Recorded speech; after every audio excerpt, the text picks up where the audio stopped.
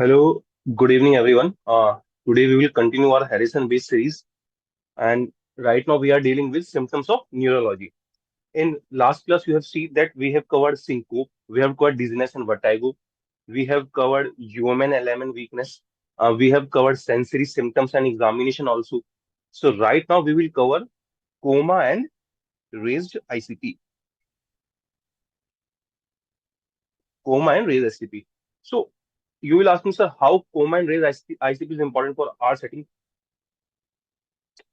Dr. Veerjani is asking, sir, dear sir, which one book is best?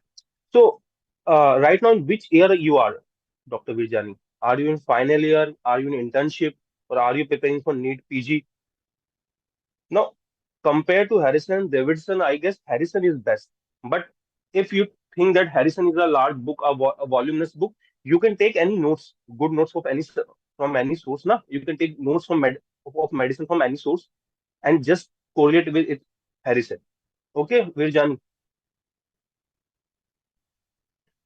Uh, Inwards Kamil asking, what did you read in MD? So, what I basically read that we basically read Harrison is our main standard textbook that we all read, and other than Harrison, we go to specialty wise. Na, if we are dealing with cardio, we go with Brownwell. If we are dealing with neurology, we go with bigger stuff. But Harrison is our core base. Okay, so take in account Harrison as the core base, and what I use at that time. Huh. When you are in your MBBS, when you are in your MBBS year, you should make your notes, and your medicine notes should be comprised of your physiology and pharm because you can't study medicine without physiology. This thing you have to take in consideration. Okay, everyone, just make your physiology notes and combine that notes with your Harrison and with additional add a pharma note. So your medicine notes should be a mixture of your physio, your medicine part, and your pharma part if you want to be good in medicine. And first, make your basic notes by studying any standard textbook. You can't, because whenever you are studying Harrison, you can't go and see directly read Harrison. You must have a basic understanding of basic knowledge. And what this basic knowledge is your basic knowledge of your physiology. So if you are good in your physiology, if you are good in your examination part, then you can go and study Harrison. So before studying Harrison, you must study physiology, and that you can study from any Guyton, any Gano, and from any source. So make good notes of your physiology, especially your CVS part, your CNS part. You should, because right now we are studying a CNS series. Now, when you are reading CNS, you should know about what is gray body, what is neuron cell body, what is neuron, what is cortex, what is tracts, what is corpus callosum, what is proprioception, what are ascending tracts, what are descending tracts. So you should be good in your physiology.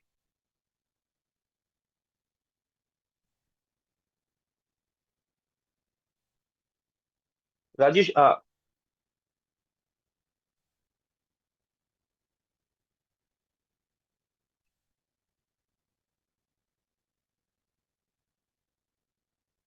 yeah, inversely you can survive it. But now, what I will say, when it's come to some important topics, like if you are dealing with a topic like congestive heart failure, so you need some updates also, कि क्या update आ रहा है, क्या कोई recent article आ रहा है, नहीं आ रहा. So what you can do, your basic notes with Harrison, and you can go with recent updates. Like you can take something from up to date, or you can take any recent articles, or you can join the American Heart Association cardiology. So you can see their updated PDF, so such that you can modulate your treatment according to that.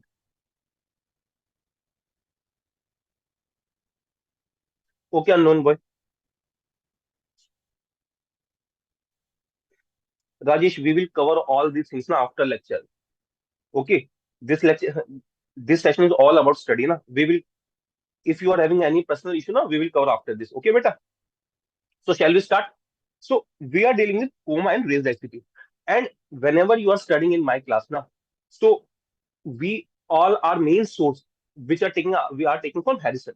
And suppose there is something in Harrison in which Harrison is that topic is in Harrison is not given completely, that we are also dealing in detail. So after studying coma and raised ICP, go to Harrison. In Harrison, study coma section, and you can study raised ICP section from that CNS neurological section. Okay, everyone. So we start with coma and raised ICP. So before we start with coma and raised ICP, we first understand two terms. That is your CPP, that is your cerebral perfusion pressure. Cerebral perfusion pressure.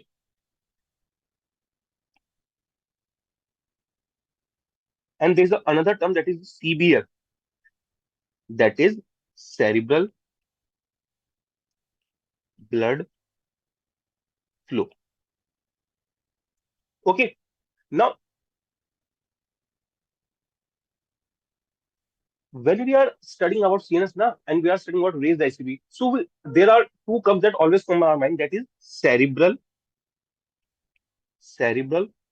auto regulation and CPP. Okay. So now we'll see कि what is this cerebral auto regulation क्या है. So cerebral auto regulation is maintaining of cerebral blood flow with changing mean arterial pressure. And what is mean arterial pressure? Can anyone tell me in comment section कि mean arterial pressure क्या होता है? It is systolic blood pressure plus 2 times of diastolic blood pressure divided by 3. ठीक है. So our main aim is to कि अब there are two functions in brain. One is cerebral autoregulation and other is cerebral perfusion pressure. So first we will deal with cerebral autoregulation. Cerebral autoregulation, what does it say? It says that whenever your blood pressure is changing, your cerebral blood flow should be maintained normal. Because suppose if your BP is increasing, if your mean arterial pressure is increasing, then also cerebral blood flow should be maintained properly. And if your mean arterial pressure is getting low, then also cerebral blood flow should be maintained properly. Now suppose cerebral blood flow normal is around 50 ml per 100 mg per minute. ठीक है. अब suppose if I am a patient of hypertension, what does it mean? It means my flow blood will be very fast. If my flow blood will be very fast, so in cerebral circulation, what it will result in a lot of blood going to cerebral circulation. But does we need that much of blood? No, we don't need that much of blood. So what will happen? Our blood vessel will get constrict such that it should maintain the normal cerebral blood flow. So when my mean arterial pressure is increasing, my vessels are getting constricting. Why? To maintain cerebral blood flow. In opposite to that, when my mean arterial pressure is decreasing, when I am hypotension, blood is not reaching properly. So what my blood vessel will do? My blood vessel will get dilated such that a lot of blood should reach my circulation. This how cerebral autoregulation works, and this how with the change in pressure, it is able to maintain the cerebral blood flow by dilating the blood vessel or by constricting the blood vessel. So we will see. See, this is a graph given in Harrison. Na?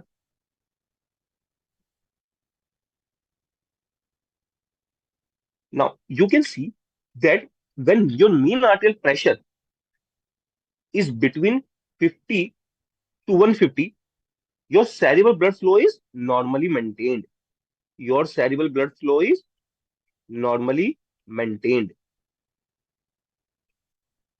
So in a particular range, that is when mean arterial pressure is between 50 to 150 mmHg, your cerebral blood flow is maintained normal. ठीक है. And how it is maintaining normal? It is maintaining normally by, you can see, when blood pressure is very much low, you can see blood vessels dilate. And when mean arterial pressure is very much high, you can see blood vessel is constricting. Okay. So when blood pressure is low, blood vessel is getting dilated. And when blood pressure is high, blood vessel is getting constricting. This is how in a normal range between 50 to 150 mmHg, your cerebral blood flow is maintained normal. When there is hypertension, blood vessel constrict, and when there is hypotension, blood vessel dilates. So when there is hypertension, blood vessels constrict, and when there is hypotension, blood vessel dilate. Now, suppose if due to any means, suppose patient is having a stroke or due to anything, your cerebral autoregulation is dishampered. Your cerebral autoregulation is dishampered. Then what will happen? Then with the change in pressure, with the change in pressure, your blood flow will vary. If your blood pressure is low, your cerebral blood flow will be low. If your blood pressure will be high, your cerebral blood flow will be high. So when your cerebral autoregulation is maintained, the cerebral blood flow is maintained. But if you are having any kind of stroke, any kind of brain injury in which your cerebral autoregulation is dishampered, so with the change in pressure, the cerebral blood flow will go directly proportional to. If blood pressure is low, blood flow will be low. If blood pressure is high, then cerebral blood flow will be more. Okay, everyone. Shall we Has everyone understood the concept of cerebral autoregulation? Just give me thumbs up. We will move forward. अगर सबको समझ आ गया cerebral blood flow क्या है, आई will repeat in Hindi also. अगर मेरी body में सेरिब्रल ऑटोरेगुलेशन मेंटेन्ड है, तो अगर मेरा जो सेरिब्रल ब्लड फ्लो है, अगर मेरा बीपी हाई है, ब्लड फ्लो बहुत तेज जा रहा है, तो मेरी ब्लड वेसल क्या कर जाएगी? कंस्ट्रिक्ट कर जाएगी. क्यों? ब्लड फ्लो कम करने के लिए, क्योंकि ज्यादा ब्लड फ्लो तो चाहिए नहीं, हमें ब्लड फ्लो तो नॉर्मल मेंटेन करना है. और अगर मेरा बीपी बहुत कम है, तो मेरी ब्लड वेसल क्या कर जाएगी? डायलेट कर जाएगी, जिससे ज्यादा ब्लड मेरे ब्रेन तक पहुंच पाए. बट अगर ऑटो रेगुलेशन मेंटेन्ड नहीं है, अगर ऑटो रेगुलेशन मेंटेन्ड नहीं है, तो क्या होगा? तो जैसे जैसे ब्लड प्रेशर बढ़ता जाएगा, वैसे ब्लड फ्लो भी बढ़ता जाएगा. अगर ब्लड प्रेशर कम तो ब्लड फ्लो कम, ब्लड प्रेशर ज्यादा तो ब्लड फ्लो ज्यादा. ठीक है everyone, just give me thumbs up if you all have understood कि सेरिब्रल ऑटो रेगुलेशन क्या है. Then we will move forward.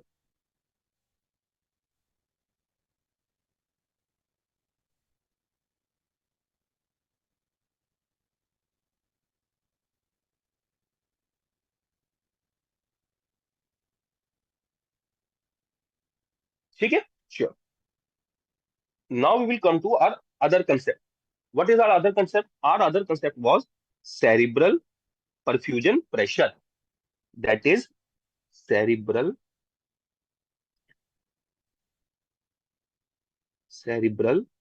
perfusion pressure. ठीक है. अब सेरिब्रल परफ्यूजन प्रेशर का फॉर्मूला क्या है? सीपीपी का फॉर्मूला है, जो CP is mean arterial pressure minus में योर इंट्राक्रेनियल प्रेशर. क्या फॉर्मूला है? मीन आर्टियल प्रेशर माइनस में intracranial pressure. And what do you mean bye cerebral perfusion pressure? We mean that what kind of pressure is required such that all the parts of brain can perfuse properly. Such that all the part of brain can perfuse properly. ठीक है. अब can anyone tell me in comment section what do you mean by ICP? What do you mean by intracranial pressure? कोई बता सकता है कि intracranial pressure का क्या मतलब होता है? Anyone? You all are in your major and final ना. चलो कौन बताएगा फटाफट? Rajesh, a non-boy, can anyone tell me what do you mean by intracranial pressure?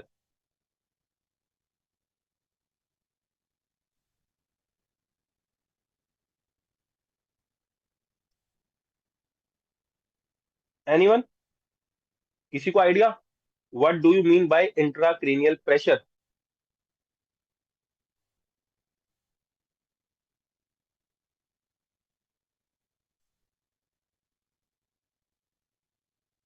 Maintaining of all content in brain.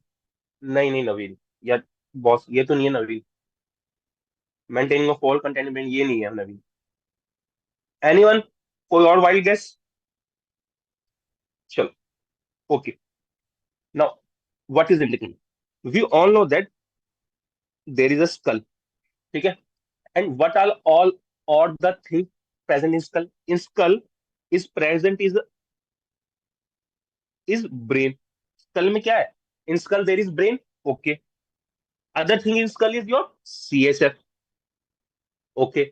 And other things your skull is your blood. Okay. And skull is made up of cranium. Skull is made up of cranium. And can your cranium expand? No, it is a bony structure. It can't expand. And if your skull contains brain, CSF, blood. Okay. So this brain, this CSF, this blood is exerting some pressure on your cranium. What? It exerts some pressure on your cranium. And the pressure which these all three components, the pressure, all these three components put on your skull is known as your intracranial pressure. Okay, everyone. So ICP is the total ICP is the total pressure exerted by the three components within the skull. क्या है वो three components? The three components are your CSF, your brain, and your blood flow. You have CSF, you have brain, you have blood. These are the three components. And it is the hydrostatic pressure measured in the brain CSF compartment. तो और हम major कैसे करते हैं intracranial pressure को? We put a catheter in brain and that catheter goes in the lateral ventricle. In ventricle, laterally, what is in ventricle? What are present? CSF is present in ventricle. So at the lateral ventricle, we put that catheter inside that CSF, and we measure the intracranial pressure. Okay, everyone. This is your intracranial pressure. Now, what we are seeing, this is your heart, okay, and this is your brain. That now your brain has to push blood above. Sorry, your heart has to push blood above such that the blood can reach the brain, such that blood can reach the brain. So for now, this process is anti-gravity process. So for pushing blood to brain, you need a good pressure. You need a good pressure. You need a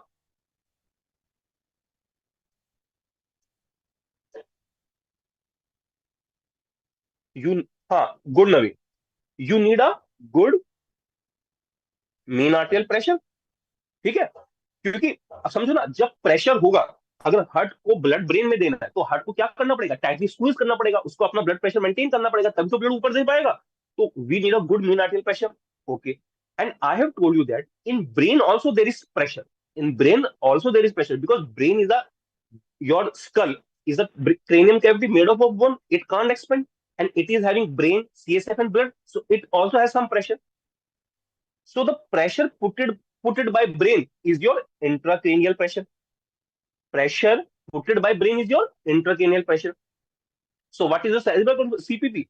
Your CPP is mean arterial pressure minus में intracranial pressure. CPP is mean arterial pressure minus में intracranial pressure. Because see, this is your heart. This is your heart. If this heart wants to push blood above, and how this heart is pushing blood above? Through its mean arterial pressure. But it is facing resistance from brain. And how it is facing resistance from brain? It is facing resistance of brain by intracranial pressure. Brain में क्या है? Brain में है intracranial pressure.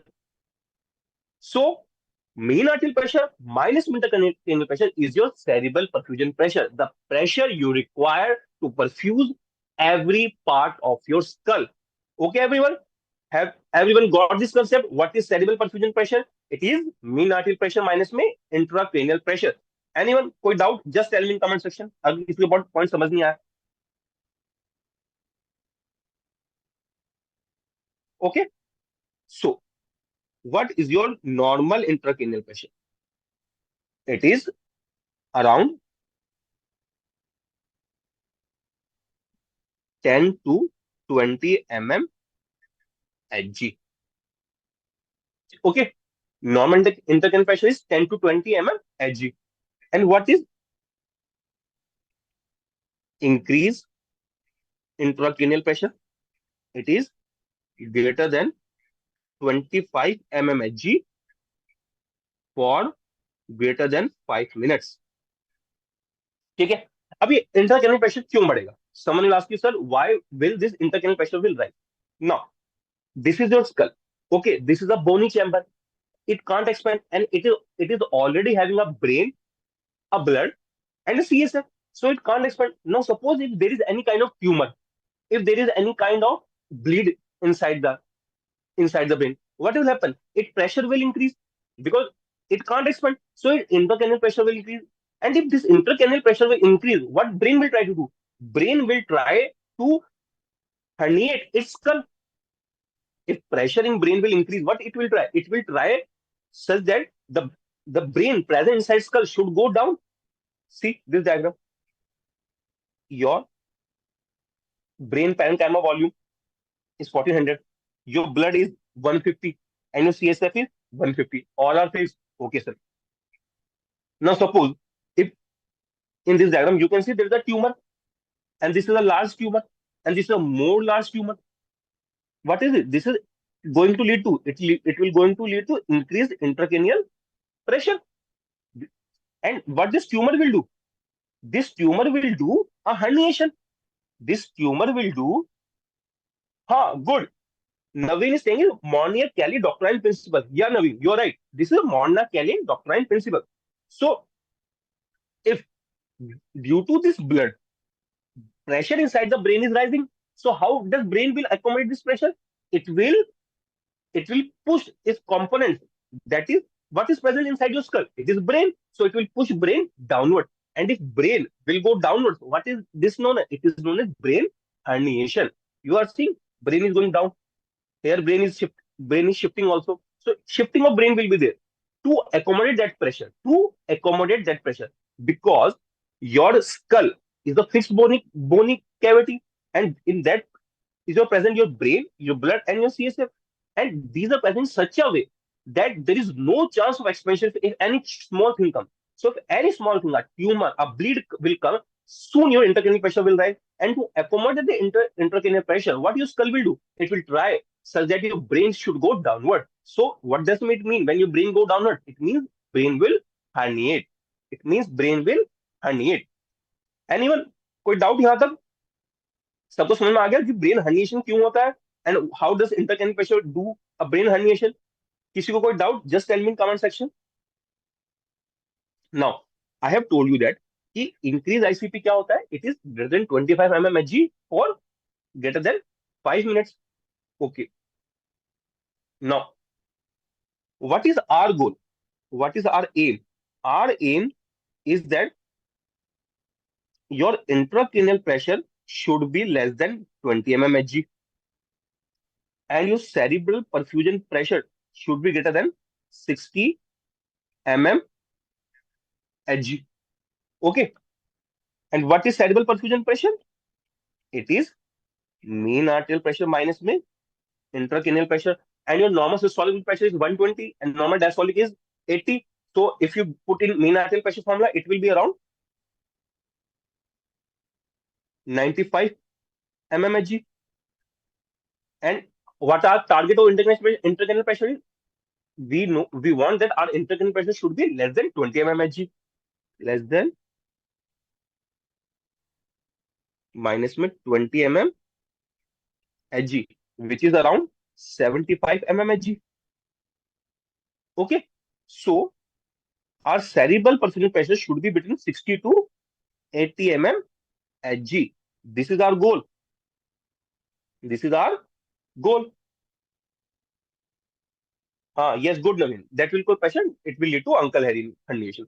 Anyone? किसी को कोई doubt कि CPP क्या होता है, एमएपी क्या होता है, इंटरक्रेनियल प्रेशर क्या होता है, why intercranial pressure rises very quickly, how tumor will lead to herniation, why is herniation happening, why cerebral perfusion pressure maintained between 60 to 80? किसी को कोई doubt? Just tell me in comment section. So our normal ICP was 10 to 20 mmHg. ठीक है. What is increased ICP? It is greater than 25 mmHg or greater than 5 minutes. And our aim क्या है? हमारा aim क्या है? Our aim is to keep our ICP below 20 mmHg and our CPP greater than 60 mmHg. And CPP क्या है? MAP minus ICP. MAP मैंने आपको बता दिया कि 120 plus 2 into 80 divided by 3 करेंगे. It will be around 95. ICP goal 20 है. CPP कितना है? 75 mmHg है. CPP should be maintained between 60 to 80 mmHg. Now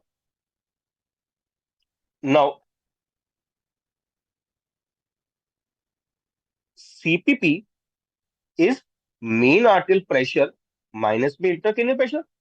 This is a mathematical equation. Nothing to worry. If your ICP will increase, your CPP will reduce. And if your MAP will reduce, also CPP will increase. So if ICP increases, CPP decreases. And if MAP decreases, also CPP decreases. And our goal, what is our goal? Our goal is to maintain cerebral perfusion pressure such that all the parts of your skull, that is brain, blood, CSF, all parts should be perfused properly. So, if there is a patient who has raised ICP, we should act very much quickly so that we should reduce its ICP to maintain cerebral perfusion pressure. So, it is our duty whenever we are seeing patient in our casualty, in emergency, whenever we are, as a doctor, we are posted at any hospital. If you are encountering any patient who is having raised ICP, you should act very much quickly. Why? Because you have to maintain perfusion to all the parts of brain. Because ICP has rise, and if ICP has rise, what it will do? It will lead to decrease in cerebral perfusion pressure. And if cerebral perfusion pressure will reduce, your brain will not get blood. And that is a huge warning to you. So you have to act very much quickly such that you should be able to reduce your that patient ICP, and you should be able to maintain cerebral perfusion pressure. किसी को कोई doubt? Just tell मी. हमारा गोल क्या है बच्चों? हमारा गोल है कि अगर हमारे पास कोई पेशेंट आया जिसका आईसीपी बढ़ा हुआ है, हमारा गोल क्या है कि अरे यार पेशेंट आया, इसका आईसीपी रेज है, मुझे इसका आईसीपी तुरंत डिक्रीज करना है. क्यों डिक्रीज करना है? क्यों? क्योंकि अगर आईसीपी रेज होगा तो सीपीपी क्या होगा? डिक्रीज होगा. और सीपीपी डिक्रीज होगा तो क्या होगा? ब्रेन के सभी पार्ट्स को क्या ब्लड पहुंच पाएगा? नहीं पहुंच पाएगा. ठीक है बच्चों, कोई doubt? Just tell me in comment section अगर किसी को ये पॉइंट समझ नहीं आया तो.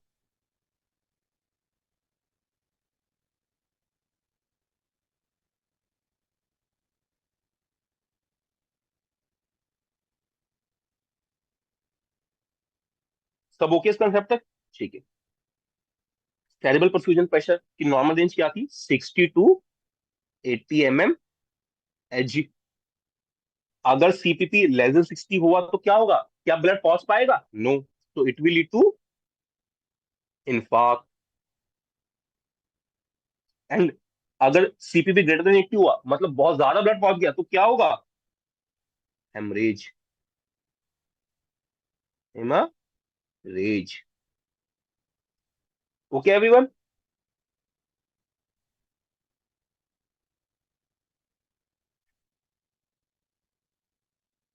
सो अब हमारे पास कोई पेशेंट आया. There is a patient present to us in casualty. उसको क्या था? उसको था रेज्ड आईसीपी. क्या था? Patient was having raised ICP.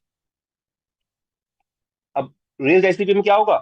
To order to maintain, your skull will try to reduce ICP. It can't reduce ICP because it is a bony cavity. So it will displace brain downward. There will be a downward displacement of brain. And क्या बोलते हैं हम इसको? हम बोलते हैं इसको herniation. क्या बोलते हैं इसको हम? herniation. ठीक है बच्चों? क्या बोलते हैं हम इसको? herniation. अब क्या होगा? जब herniation होगा तो क्या होगा?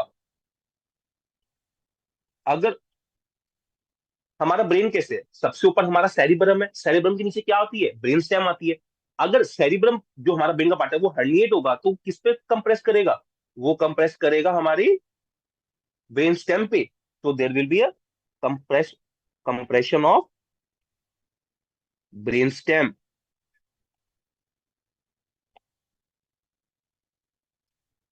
और ब्रेन स्टेम में क्या है? ब्रेन स्टेम में है हमारा वैसोमोटर सेंटर,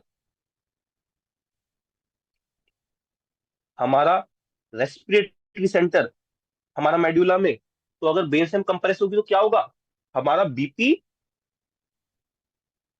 क्रैश कर जाएगा, हमारा रेस्पिरेशन भी क्रैश कर जाएगा. We can't will we will not be able to take proper inspiration expression. So you are you knowing how much severe is raised ICP? How much severe is raised ICP? That's why you have to act very much quickly in raised ICP patient. हाँ, ये good Naveen, medulla oblongata will be affected. तो क्या हो रहा है? Patient आया मेरे पास, patient is coming to me in emergency, he is having raised ICP, and I was like कि कोई फर्क नहीं पड़ता, let him go. And what will happen in few minutes? Due to raised ICP, skull can't expand, so it will displace brain downwards, and it is known as herniation. And if your cerebrum will herniate downward, what it will compress? It will compress your brainstem because there is cerebrum, then is your brainstem, just like this. If this is your If this is your cerebrum, then this is your brainstem, and this is your pons, this is your medulla, and this is your brainstem. Okay, so it will comprise brainstem, and in brainstem, what are there? Important, vital, important vital centers for blood pressure, for respiratory center, all will be crushed inside that, and your BP crash. Respiratory center, it will crash, and patient will land into coma or death. So you have to act very quickly. If there is a patient of raised ICP, you have to lower his ICP as quickly as possible to prevent one herniation, herniation of brain, and second to improve his or her cerebral perfusion pressure. किसी को कोई doubt? Just tell मी, किसी को समझ नहीं आया, just कि क्या सेरेब्रल परफ्यूजन प्रेशर है, आईसीपी क्या है, कैसे एक्ट करना है। पेशेंट मेरे पास आया, आईसीपी बढ़ा हुआ था। अगर आईसीपी बढ़ा है, सेरिब्रम नीचे की तरफ हर्निएट करेगा, नीचे की तरफ हर्निएट करेगा तो क्या होगा? ब्रेन स्टेम कंप्रेस होगा। अगर ब्रेन स्टेम कंप्रेस होगा तो क्या होगा? ब्रेन स्टेम में क्या है? पीपी का centre, respiratory centre, BP will crash, respiratory centre will crash, सब कुछ क्रैश कर जाएगा, पेशेंट कहाँ जाएगा? कोमा में, डेथ में। तो मुझे क्या करना है? I have to act very much quickly. मेरे को उसका सेरेब्रल परफ्यूजन प्रेशर बढ़ाना है, हाँ बढ़ाना है। क्यों? कैसे बढ़ेगा? आईसीपी को लो करूंगा। और मुझे क्यों एक्ट करना है बहुत जल्दी? क्योंकि मेरे को ब्रेन को हर्निएट होने से बचाना है। ठीक है एवरीवन, किसी को कोई doubt? Just tell me in comment section अगर किसी को ये पार्ट समझ नहीं आया। Just tell me in comment section कि सबको समझ में आ गया रेल्स आईसीपी क्या है, सीपीपी क्या है, ब्रेन स्टेम के अंदर कैसे हर्निएशन हो रहा है। Because this is more very much important, because right now all you are studying, may be are you in your major or your fourth year, and in within 1 year you will be intern or you will be posted as somewhere in any hospital as an MBBS, and you will be seeing a patient of raised ICP in your life.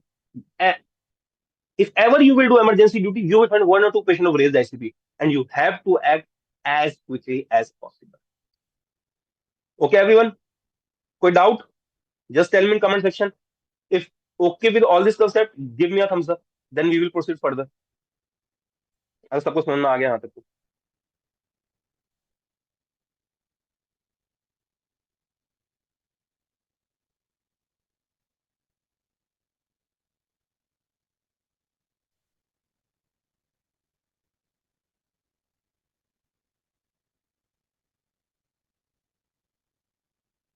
सबको clear है?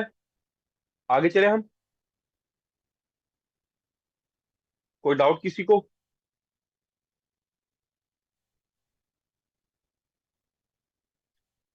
ठीक है, अब हमने पढ़ लिया increase ICP. Increase ICP से क्या क्या होता है? सर इंक्रीज्ड आईसीपी से क्या क्या होता है? एक तो आपका सेरिब्रल परफ्यूजन प्रेशर क्या होता है? कम होता है। Okay sir, done. Cerebral perfusion pressure कम होता है। और क्या होता है? और ब्रेन हर्निएशन होता है। क्या होता है? Brain herniation.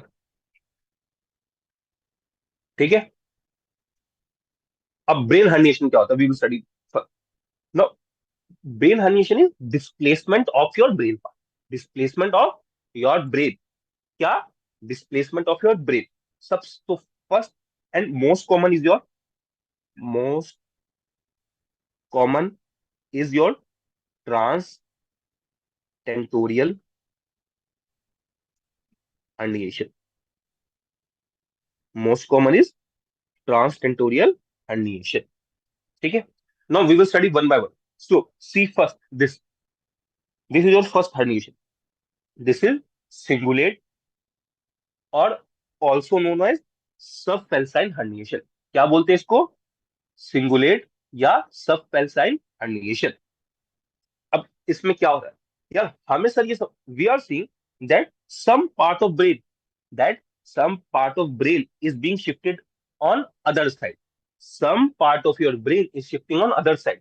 In this diagram we can see that left brain is shifting. If this is right and this is left, so some part of left brain is shifting to rightward side.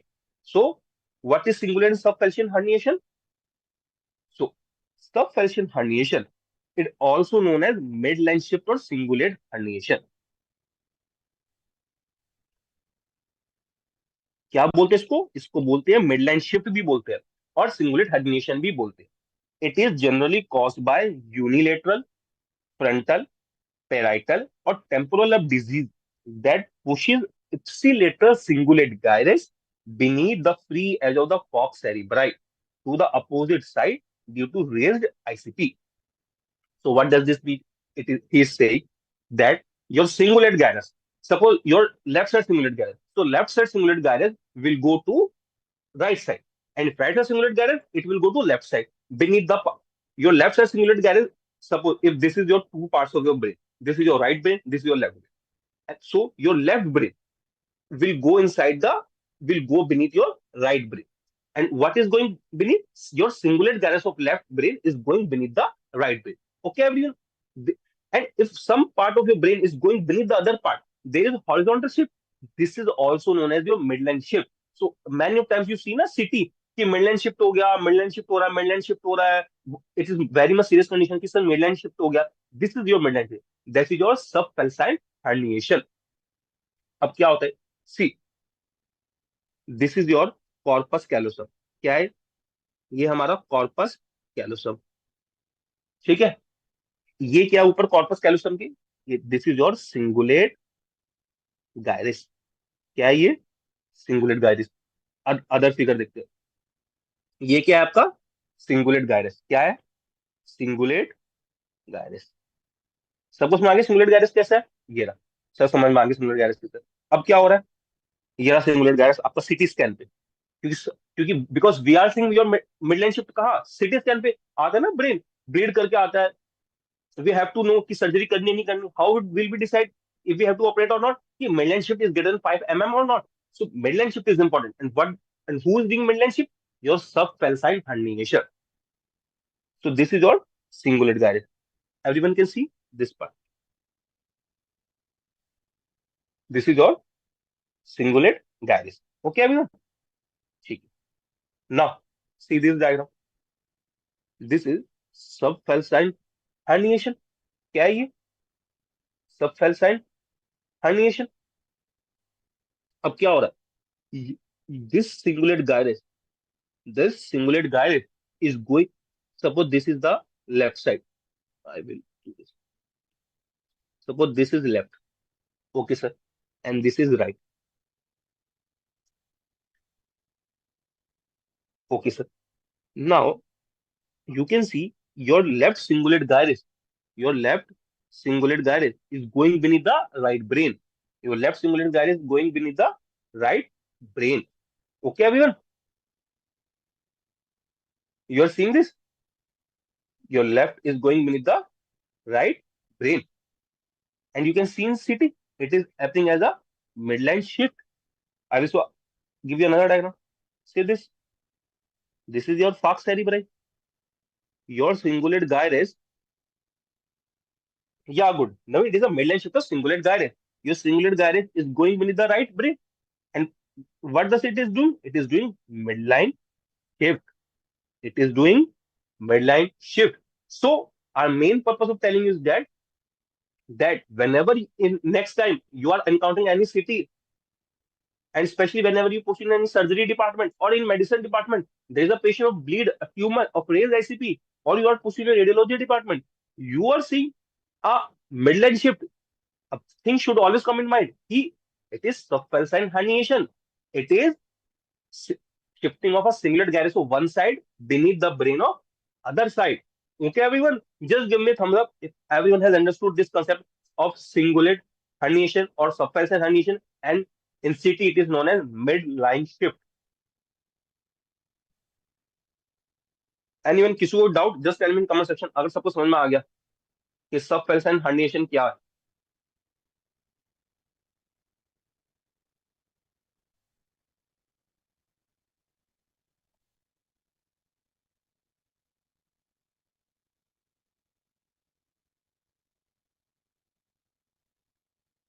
Anyone? सबको समझ में आ गया subfalcine herniation? Just give me thumbs up if anyone is having any doubt. Sub sub subfalcine herniation is also known as mid line.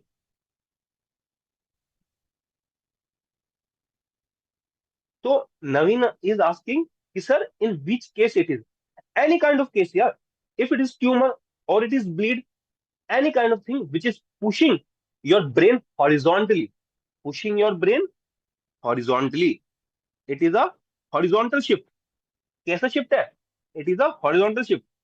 नवीन, यार ये horizontal shift किस भी वजह से हो सकता है. ये ट्यूमर की वजह से भी हो सकता है, या ब्लीड की वजह से भी हो सकता है. There can be so many cause. ये एडिमा की वजह से भी हो सकता है. ठीक है. There can be numerous cause of this herniation, but this midline shift is a horizontal shift of a left brain singular, any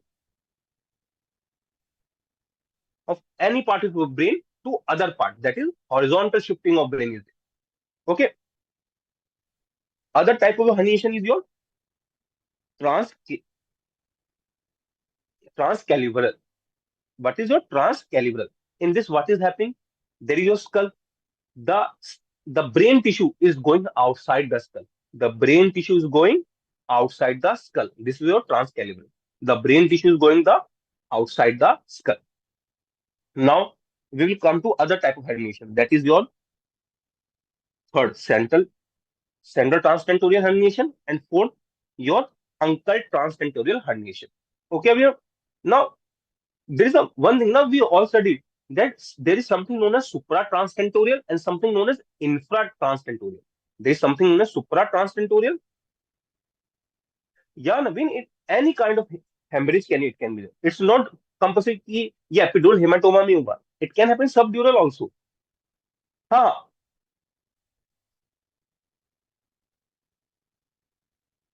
yeah, Naveen, yeah, you are right. Yeah, Naveen, yeah. So, other type of herniation which we have to study is your transtentorial central herniation and your uncal herniation. Okay.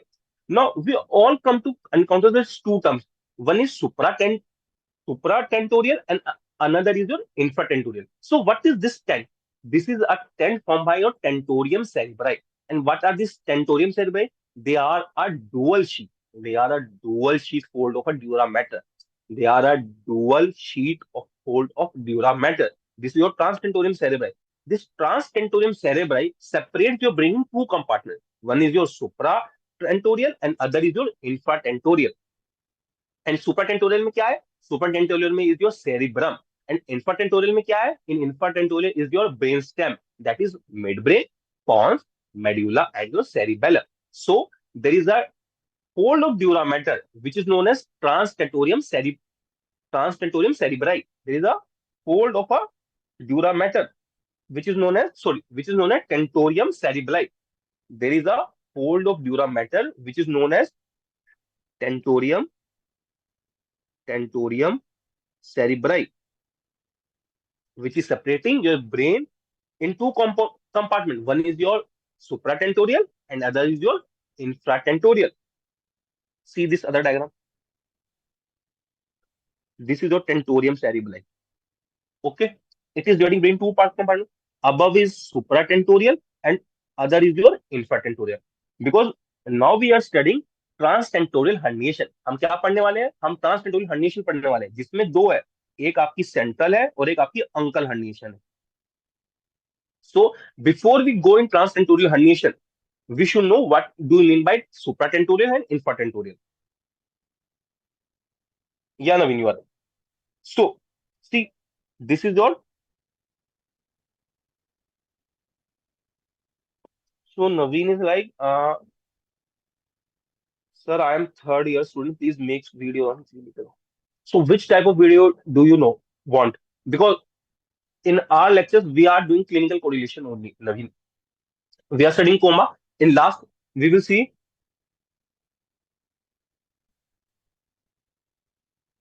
Yeah, Naveen. Yeah.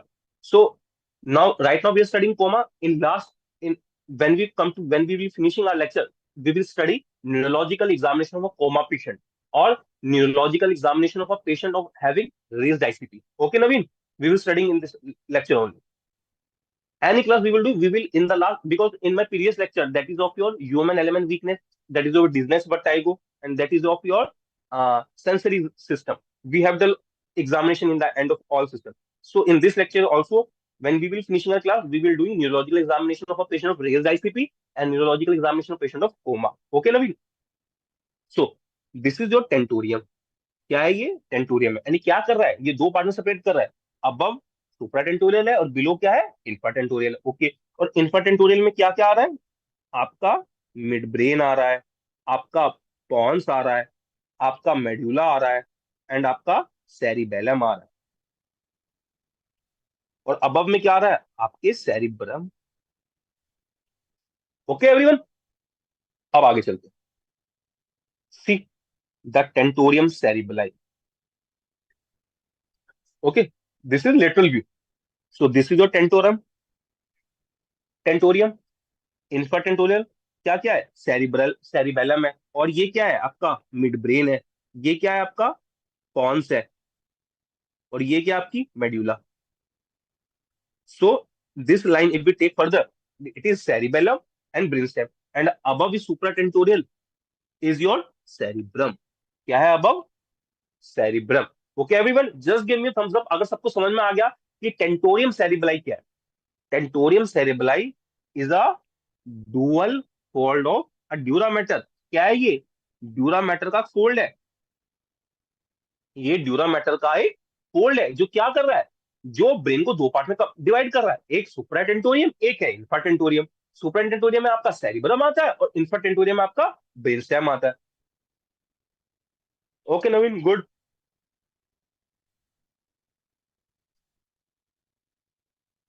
ठीक है, सबको ये बात समझ में आ गई?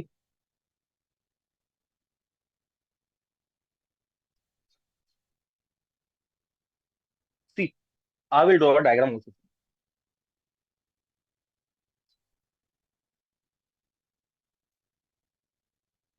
If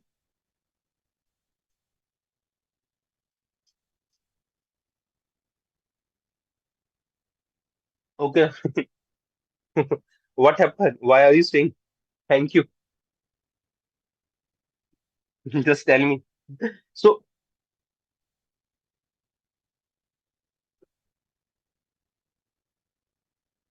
this is your cerebrum. Okay sir, this is our cerebrum.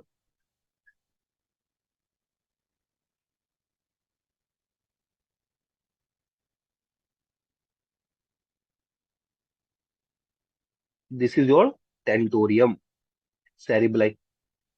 Okay sir. Then this is your midbrain, pons, and medulla, and this is your cerebellum. This is your cerebellum. So you are seeing that's how this tentorium is separating two parts of brain. This is important because when now we will study uncal herniation. This is a type of a transtentorial herniation, and other is a central transtentorial herniation. In this transtentorial herniation, what is happening? Your supratentorial, your supratentorial structure, that is cerebellum, is going below. It is going in infratentorial compartment. So ऊपर वाला जो structure था, ये आपका है आपका tentorium cerebellum. क्या है आपका? Tentorium cerebellum. ऊपर थे सुप्रा टेंटोरियम सेरिबेलम और नीचे थी आपकी ब्रेन स्टेम. अभी ऊपर वाले स्ट्रक्चर जो सुप्रा है, ये आ रहे हैं नीचे, हर्निएट कर रहे हैं. ये हर्निएट करके ये जो आपका स्ट्रक्चर थे supra tentorium, that is cerebrum, now they are becoming इंफ्राटेंटोरियल.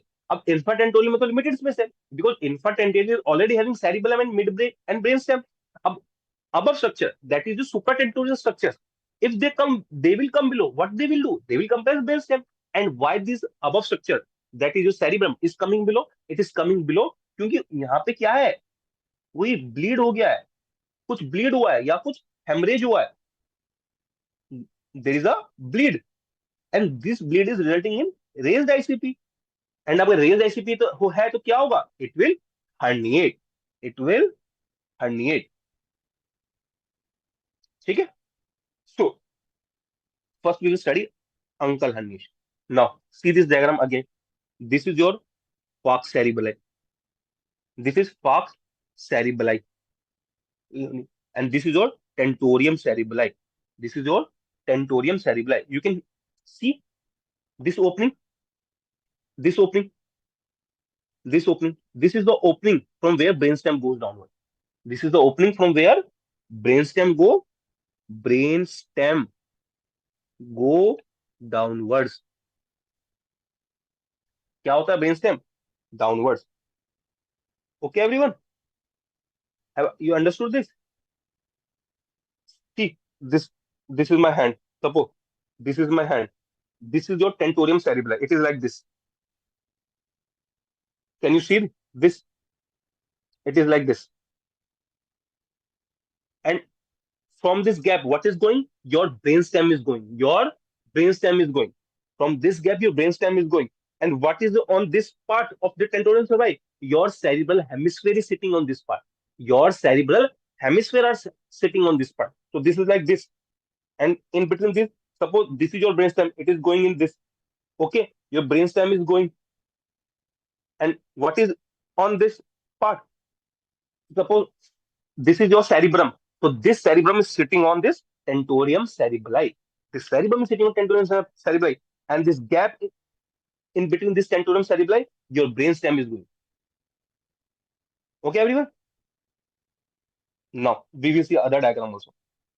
See, this is the empty space in tentorium cerebri. क्या है? ये empty space है.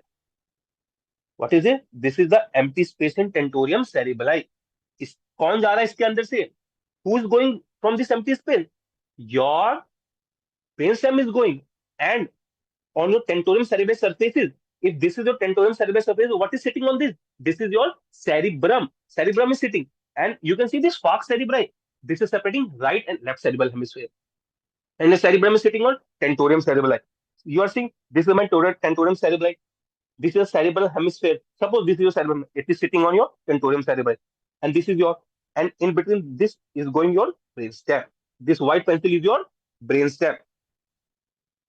Okay, this white pencil brainstem. This is your cerebral hemisphere sitting on your tentorium cerebri. Now,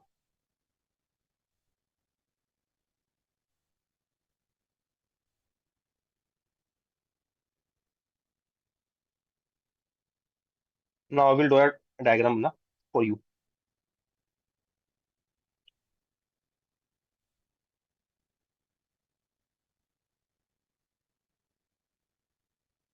ठीक है? This is the frontal lobe. This is parietal lobe. This is occipital lobe, and this is your temporal. ठीक है? Okay sir, lobe बन गई. अब क्या होगा? अब सी, यहाँ पे क्या है? ये क्या है आपका? ये है आपका टेंटोरियम सेरिब्लाई. क्या है आपका ये? Tentorium cerebelli. I will label this that. This is your tentorium cerebelli. अब क्या होगा? इस, who is going from this tentorium cerebelli? It is your brain stem. This is your brain stem. This is Pond's.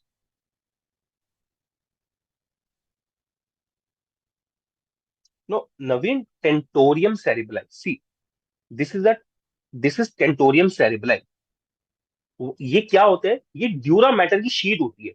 It is a sheet of a dura matter. It is a sheet of a dura matter. आपके brain में तीन parts होते हैं, आपका dura mater, पाया matter और एरिकोनाइट. ठीक है? तो ड्यूरा मैटर के डबल फोल्ड्स होते हैं. ठीक है? जैसे आपकी पन्नी होती है ना, पन्नी, पन्नी को दो, एक पन्नी है, पन्नी को दो पार्ट कर दो, तो पन्नी जो है ये आपकी ड्यूरा मैटर है, और ये पन्नी ब्रेन की कुछ कंपार्टमेंट्स को सेपरेट करती है. जैसे फाक्स सेरेब्राई राइट और लेफ्ट को सेपरेट करता है. टेंटोरियम सेरिब्लाई जो होता है वो आपका सेरिब्रम और आपकी ब्रेन स्टेम को सेपरेट करता है. तो tentorium cerebri is a dura mater sheet. Tentorium cerebri is a sheet of a dura mater double fold. और ये किसको सेपरेट करता है? ये सेरिब्रम और ब्रेन स्टेम को सेपरेट करता है. ओके नवीन, समझ आ गया टेंटोरियम सेरेब्राई क्या है? कोई डाउट जस्ट टेल मी. अगर नहीं समझा टेंटोरियम सेरेब्राई क्या है. ठीक है नवीन? ये आपका टेंटोरियम सेरेब्राई ये क्या है? ड्यूरा मैटर की sheet. It is a dura mater sheet. Dura mater sheet. ठीक है, dura mater double fold, dura mater double fold. अब क्या है,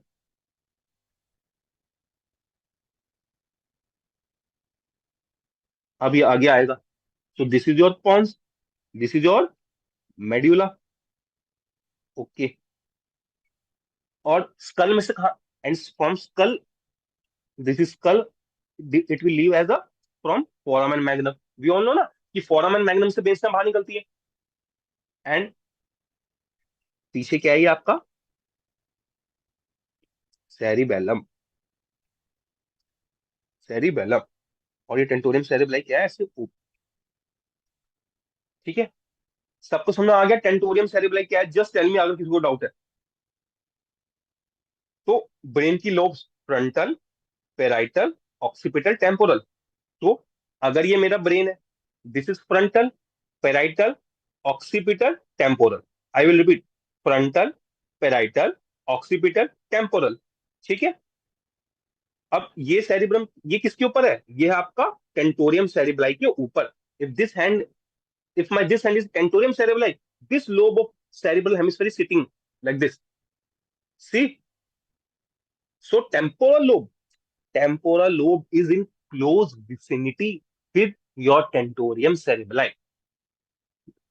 Frontal, parietal, occipital, temporal. Done, sir. This is the sheet of tentorium cerebelli. So we can see that temporal lobe is in close vicinity with the tentorium cerebelli. Okay, and and inside, and this whole what is passing? Your brainstem is passing. So it is like this. Suppose, uh,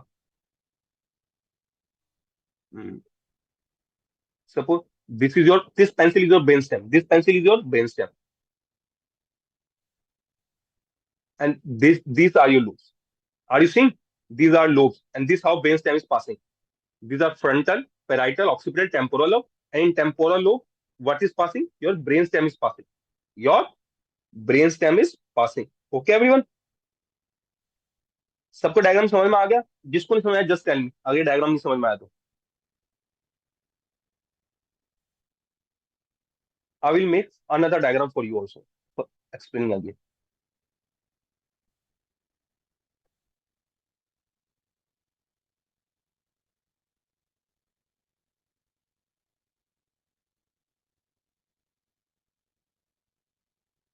See this.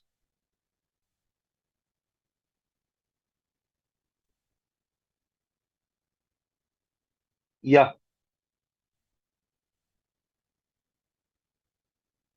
this is your pituitary. क्या है ये?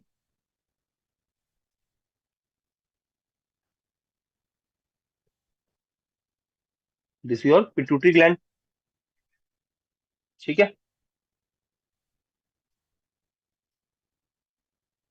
We are taking, and these are your eyeballs, these are your,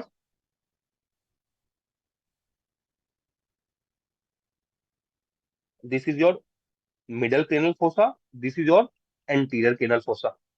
ठीक है, this how the will divide this. ठीक है, ये आपका anterior cranial fossa हो गया, मिडल क्रेनल फोसा हो गया, ये आपका पिट्यूटरी ग्लैंड है। अब क्या हो रहा है? सी दिस फ्रॉम,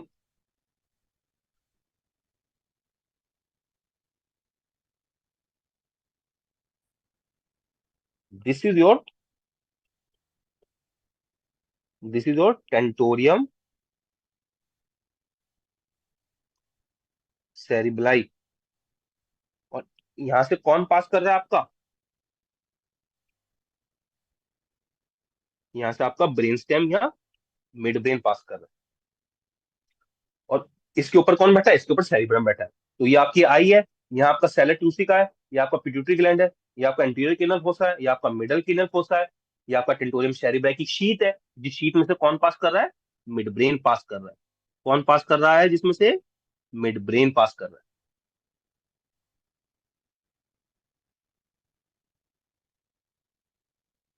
ठीक है everyone, all okay with this concept? कौन पास कर रहा है आपका? मिड ब्रेन पास कर रहा है। Now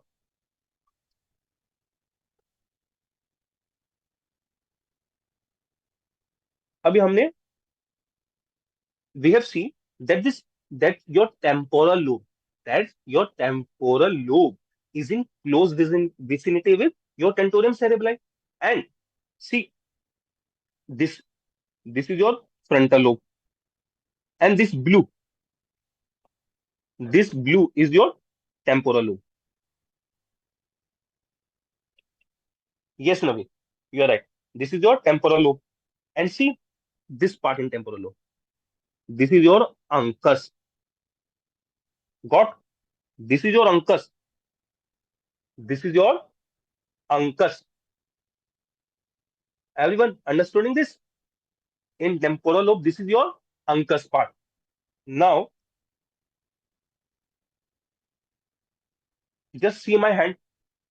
Everyone, this my hand is visible. So, see, this is frontal, this is parietal, this is occipital, this is temporal lobe. And this temporal lobe, the most medial most part, the most medial most part of the temporal lobe, this part is your uncus. What is this? This is your uncus. Everyone got this? What is the uncus? Most medial part of temporal lobe. And there is a herniation of this uncle part. That's why there is a name of uncle herniation. सबको समझ आया कि uncle herniation क्यों बोलते हैं? ये आपकी ये आपका सेरिब्रम है, ये फ्रंटल पार्ट हो गया, ये पैराइटल हो गया, ये ऑक्सीपिटल हो गया, और ये टेम्पोरल पार्ट हो गया. ये टेम्पोरल पार्ट का जो सबसे मिडियल मोस्ट पार्ट है, ये वाला जो टेम्पोरल पार्ट सबसे मिडियल मोस्ट पार्ट है, ये है आपका अंकस. एंड दिस अंकस हर्निएट क्या हर्निएट करता है? हमारा अंकस हर्निएट करता है, इसलिए हम उसको अंकल हर्निएशन बोलते हैं. अब क्या हो रहा है? हम समझाएं कि ये हमारा अंकस पार्ट है.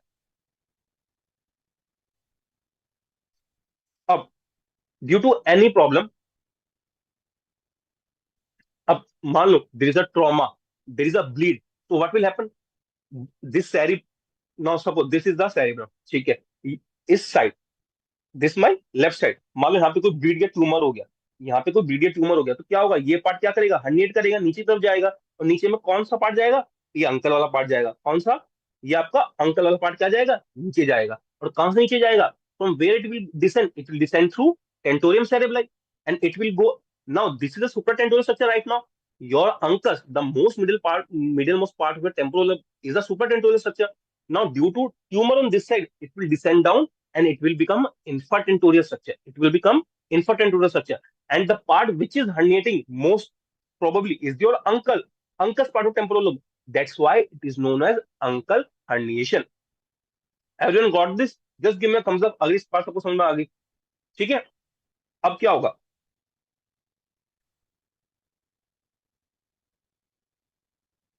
Now, if this is my lobes, okay, see, these are my lobes. And if my uncle will herniate, this is my uncle, this is my uncle's part, and suppose this is brainstem, and the upper, this cap part is the, suppose this is midbrain. क्या ये midbrain है? And midbrain से क्या आता है? Midbrain से sir हमारी third nerve बाहर आती है. From midbrain, what comes? Our third nerve comes. So this uncus, when it herniate, it will press the midbrain. It will press the midbrain, and in midbrain, what is living? Your third nerve is living. Third nerve is living. So there will be a palsy of third nerve. Okay, sir, there will be a palsy of third nerve. Now, this midbrain, if this uncus will herniate, it will push this midbrain to opposite side. It will push this midbrain to opposite side. And when this midbrain is pushed to opposite side, this midbrain will press on the tentorium cerebri. This opposite part of midbrain will press on the tentorium cerebri, and it will lead to damage of contralateral CST. It will lead to damage of contralateral CST. I will I will do a diagram. I will explain. See, this is your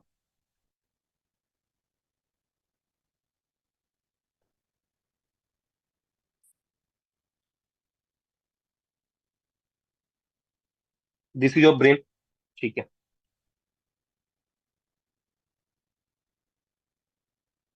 This is your tentorium cerebri. Okay, sir.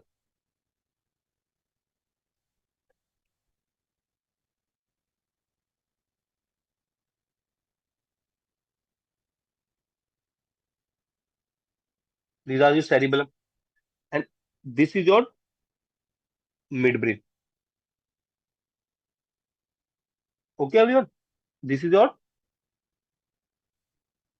midbrain, and this part, this part is your uncle. This is your uncus part of temporal lobe. When this will herniate from here, two things are coming. From here, two things are coming.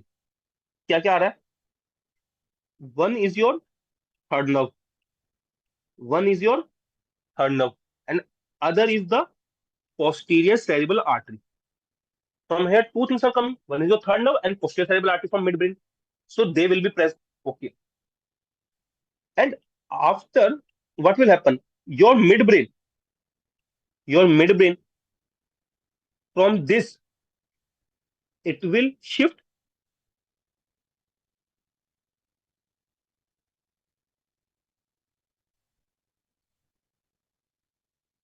Your midbrain will shift. There is a shifting of midbrain, and we all know that in midbrain, suppose I will draw a diagram of midbrain. Okay, and in midbrain there are two things. There are your crus cerebri. क्या है? Cross cerebri. And cross cerebri में क्या है? हमारे corticospinal tract है. ठीक है. अब जब ये mid brain, it will shift in this direction. The cross cerebri, this cross cerebri, the suppose this is your right and this is your left. ठीक है. Your left cross cerebri will press on tentorium cerebri, and it will lead to damage of your left corticospinal tract. It will lead to damage of your left corticospinal tract. If this is brainstem, this pencil is your brainstem, and the upper portion is your midbrain, and right side pathology is there. कहाँ की pathology है? Right side का कोई tumor है. ठीक है. So it will pressing this brainstem, and here from this side your third nerve is coming and your posterior cerebral artery is coming. They will be injured, and when this pressure will shift this brainstem to one side, this side crus cerebri will press on the tentorium cerebri, and they will rub with each other. They will rub with each other. This is also known as Conhorn notch. ठीक है. So they will rub with each other, and it will lead to damage of left side corticospinal tract. It will lead to damage of left crus cerebri, and left side crus cerebri. What is present? Is your left corticospinal tract will is present. So it will lead to damage of left corticospinal tract. And what will happen? So there will be ipsilateral third nerve damage, because if right side pathology is there. Okay, sir. Other ipsilateral posterior cerebral artery is damaged, and third is your contralateral CST fibers are damaged.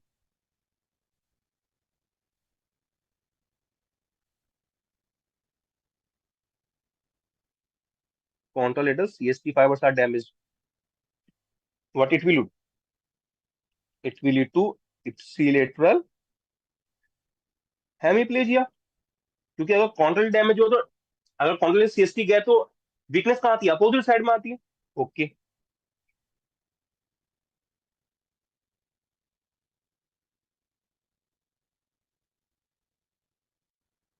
It will lead to dilation of pupil. अगर third nerve damage क्या होती है तो क्या होता है?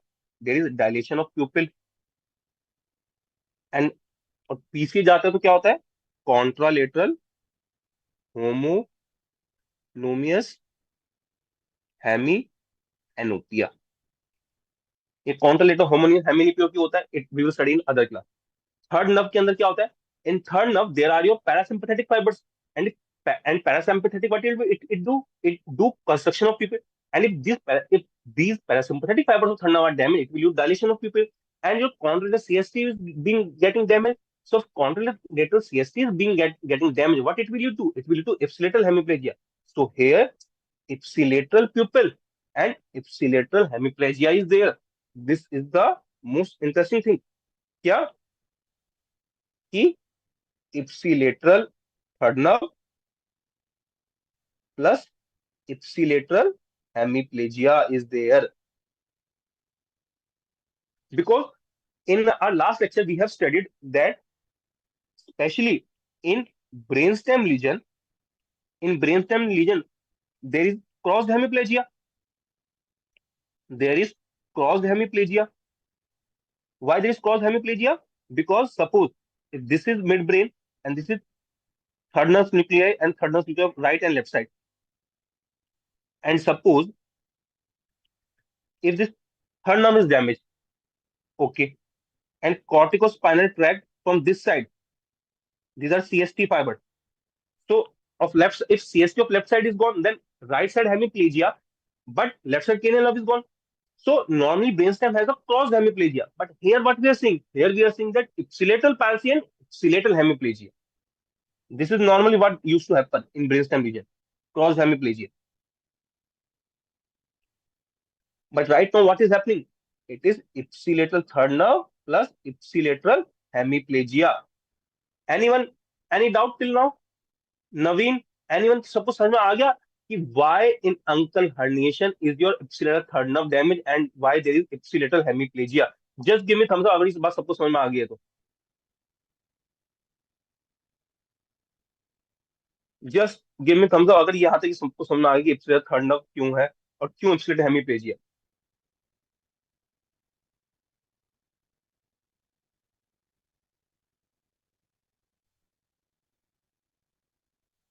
So in uncle herniation,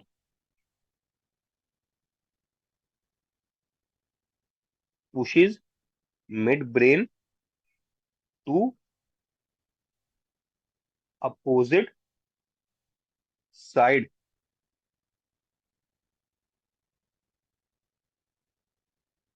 So opposite side midbrain, that is your crus cerebri.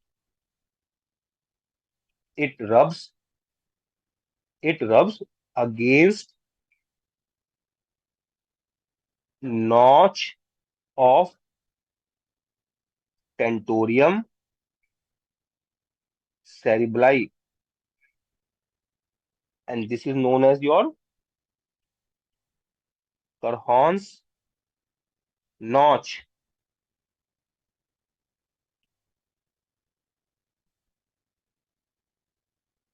ठीक है. So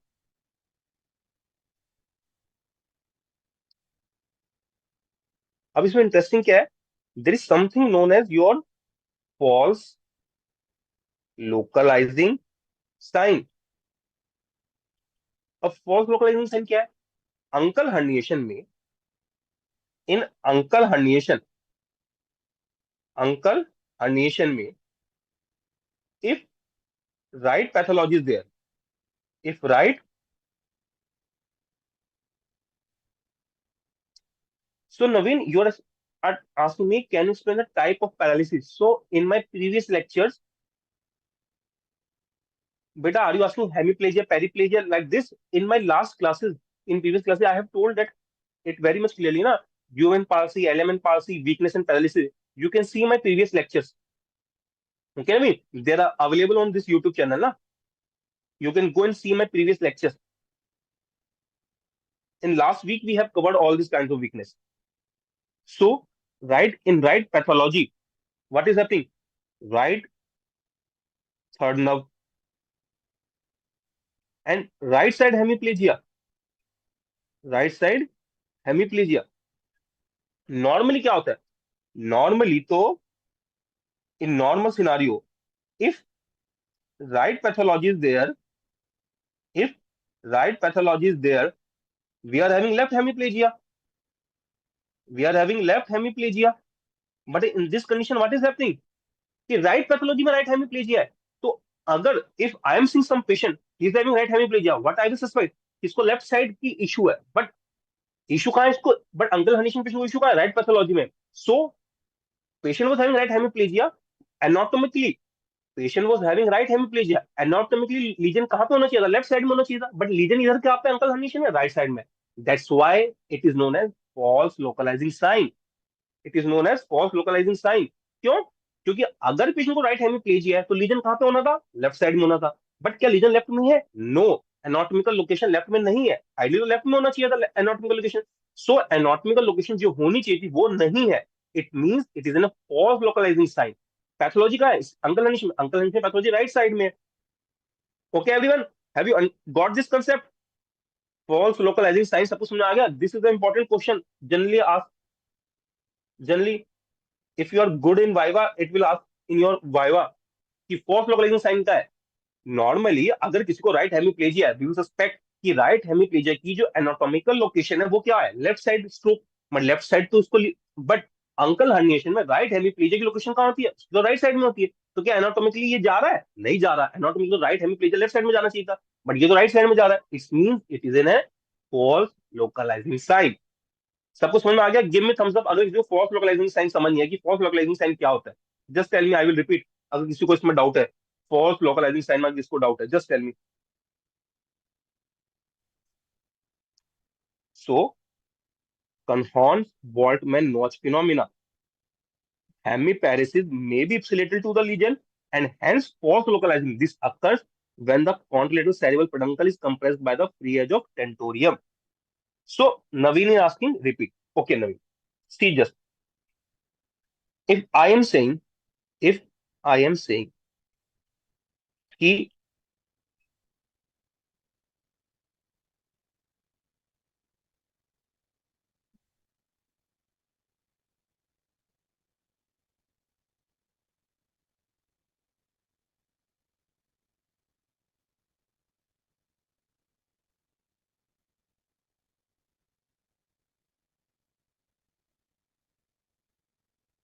see Naveen, if there is a patient who is having left hemiplegia, क्या है इसको? लेफ्ट हेमिप्लेजिया, ठीक है। We all know that corticospinal tracts decussate at the level of medulla. वो decussate करते हैं। अगर किसी पेशेंट को लेफ्ट हेमिप्लेजिया इट मीन उसको पैथोलॉजी कहाँ है? राइट साइड पे पैथोलॉजी है, एनाटॉमिकल। अगर there is a patient who is having left hemiplegia as as corticospinal tract, corticospinal tract decussate, decussate at the level of medulla. That's why you are having condylatal weakness. So if there is a patient who's having left hemiplegia, so anatomically pathology कहाँ पे होनी चाहिए? Right side में होनी चाहिए। But in case of uncal herniation, pathology is same side. So this is not going with the rule which we generally study. That's why it is known as false localizing sign. Okay, Naveen, are you okay with right now, or should I repeat again? Just tell me in comment section.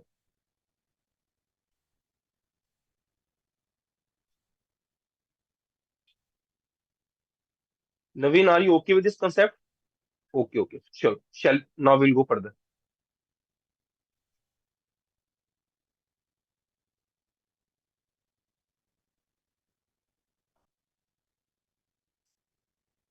Okay.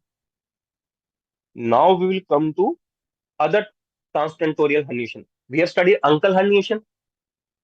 So, what we all have studied? We have studied cingulate. We have studied.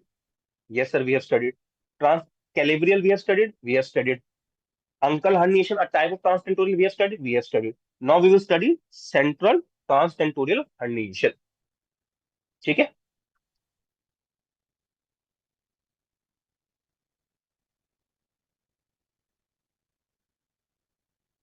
Now we will come to central transtentorial herniation. Now,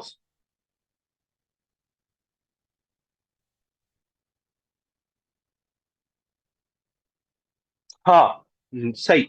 normally right side की pathology left side hemiplegia करती है क्योंकि cortical क्या करते हैं? Decussate करते हैं। But uncle herniation में क्या हो रहा है? पैथोलॉजी भी राइट साइड की है एंड वीकनेस भी राइट साइड की है। क्यों? क्योंकि आपका जो टेम्पोरल लोब है ये मिड ब्रेन को क्या कर रहा है? अपोजिट पुश कर रहा है। एंड अपोजिट साइड का जो मिड ब्रेन है वो टेंटोरियम सेरिब्रम रब कर रहा है, जिस वजह से अपोजिट सीएस की इफेक्ट हो रहा है, और हेमिप्लेजिया कहाँ पे आ रहा है? कॉन्क्रेटर side, that is your ipsilateral side. हाँ, yes Naveen, ask me if you are having any doubt, just ask मी.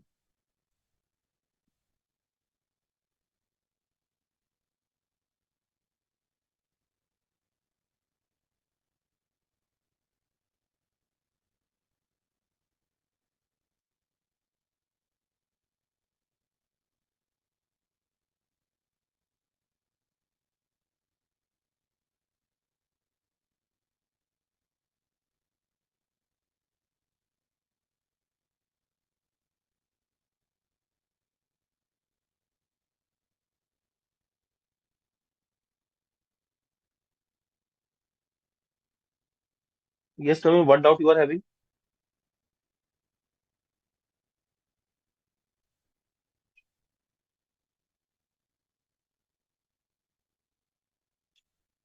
अच्छा, सी नवीन सी. हाँ, okay okay okay okay, I am understanding. See नवीन,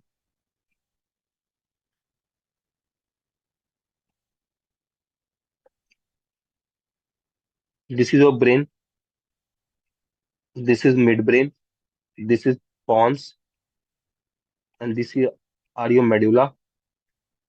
ठीक है. And now see, these are your corticospinal tracts. ठीक है. ये आ रहे right side से आ रहे, and they will decussate at medulla. Decussate करे मेडुला पे, and this is your spinal cord. ठीक है. Now it is coming to right side, and यहां से आपके लोअर मोटर न्यूरॉन निकल के कहाँ जा रहे हैं? मसल में. तो अगर ये राइट है and this is your left, so your left corticospinal tract is supplying right side. Left corticospinal tract कहाँ सप्लाई कर रहा है? राइट साइड में. तो अगर लेफ्ट corticospinal tract डैमेज होगा, तो वीकनेस कहाँ पे होगी? राइट साइड में. Okay Naveen, understood? Understood Naveen? This are your corticospinal tract. ठीक है नवीन, समझ में आया कि why in corticospinal tract there is a contralateral weakness?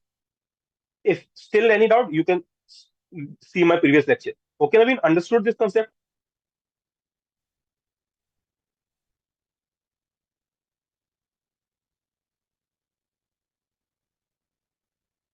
Naveen, have you got this concept कि लेफ्ट corticospinal tract में contralateral weakness क्यों होगी? Shall we move further?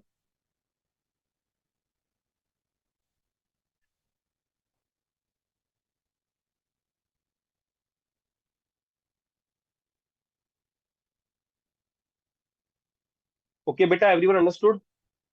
Shall we go further? चलो, ओके, थैंक यू बेटा. हाँ, तो हम कहाँ पे थे? हम थे हमारे लास्ट पे, जो है हमारा सेंट्रल ट्रांसटेंटोरियल हर्निएशन. उसमें क्या होता है?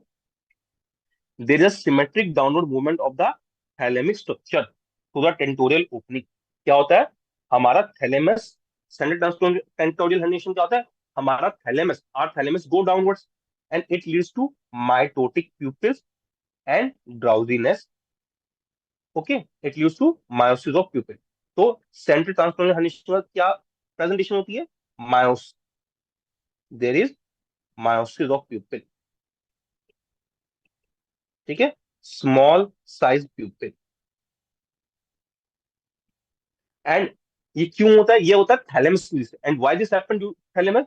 We all know that our sympathetic fibres comes from posterior hypothalamus. क्या? Our sympathetic fibres comes from posterior hypothalamus. And when this fiber of sympathetic fibers pass from hypothalamus, from hypothalamus they go to thalamus. Now, if thalamus is going downward, these sympathetic fibers will get damaged. And if sympathetic fibers are damaged, what do sympathetic fibers do? Sympathetic fibers help in dilation of pupil. Sympathetic क्या करता है? Pupil को dilate करने में help करता है.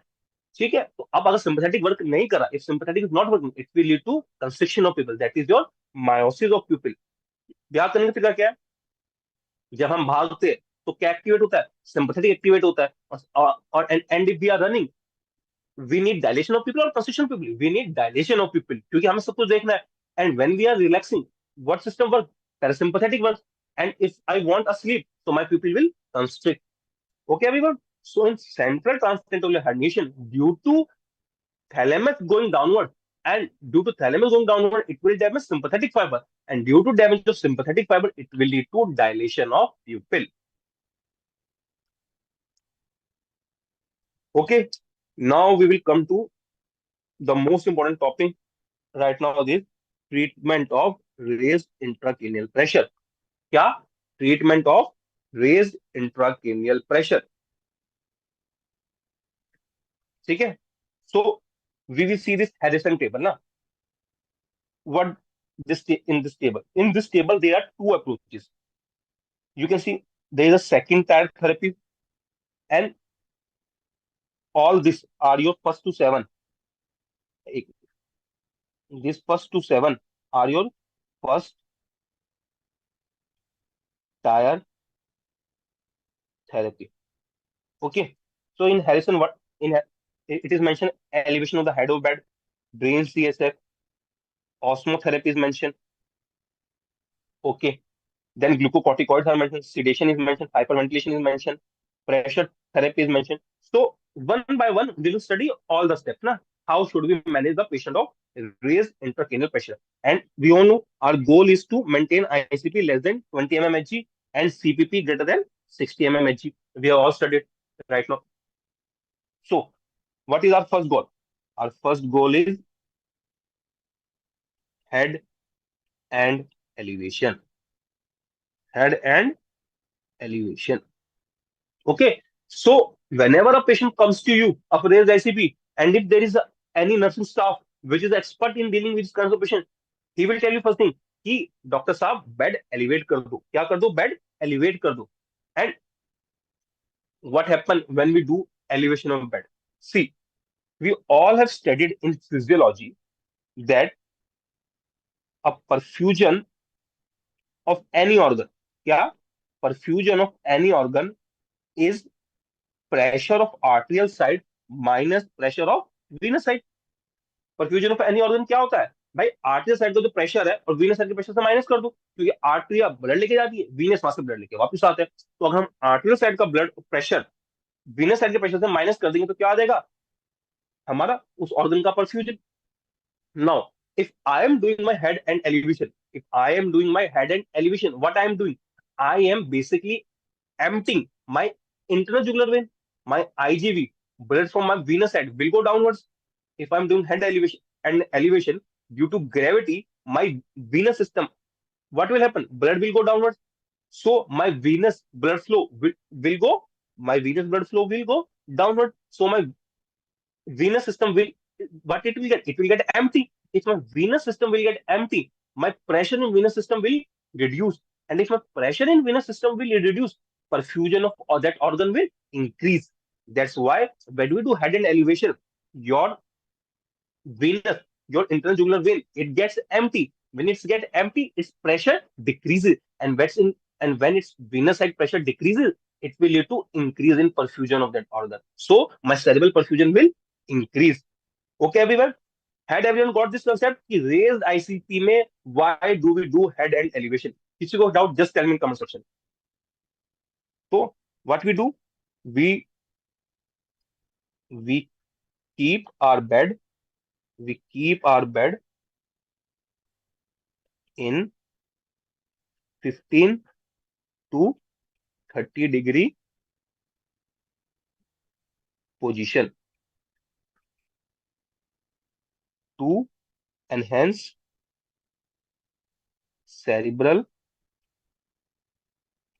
venous drainage.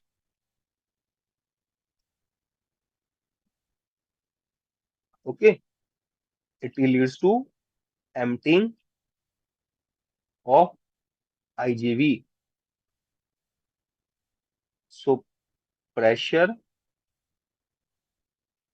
in venous side decreases. That's why it will lead to perfusion of, it will what it will do, it will to increase perfusion. So सबको समझ में आ गया कि सबसे पहला स्टेप क्या करना है हमें? Just tell me in comment section. Patient raise ICP का आपके सामने आया, इमरजेंसी में, कैजुअलिटी में, ओपीडी, ओपीडी में तो नहीं आएगा, बल्कि इमरजेंसी में आएगा। You are intern, you are JR, you are ऐसा posted there. First step what you will do? Just tell me in comment section. First step you will do.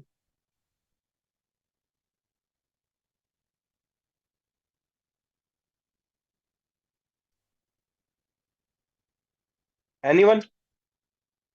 Just tell me in comment section. Patient आपके पास आया है raised ICP का, what first step you will do in that patient?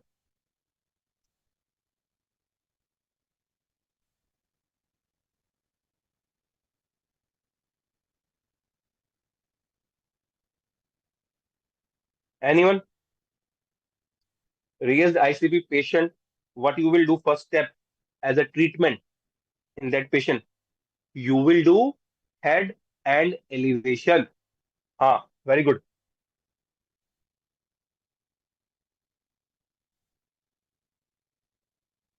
Now, after doing head and elevation, what is our next step? Our next step is osmotherapy. क्या है हमारा next step? Osmotherapy. And in osmotherapy, what we do? We give either mannitol or we give 3% NS. That is 3% hypertonic saline. And what is the dose of mannitol?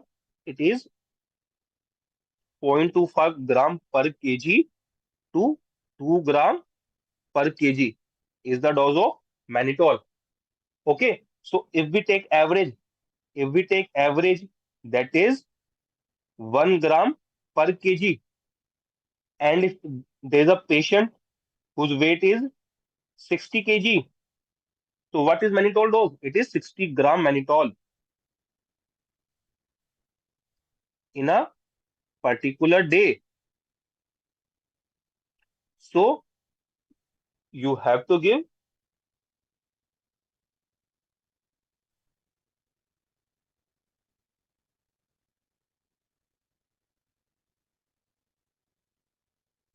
so you have to give 6,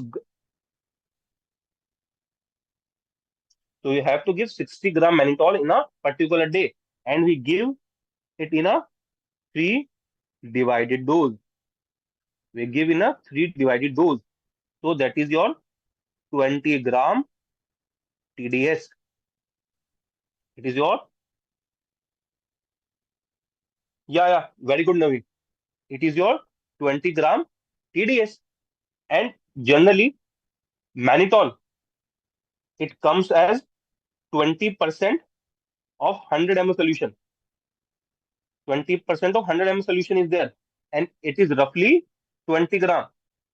Generally, na, the the mannitol vial which come, it is of around 100 ml and it is 20% solution. So 20% solution 100 ml is around 20 gram. So you have to give these 3 mannitol bottles 3 times a day, and that also bolus.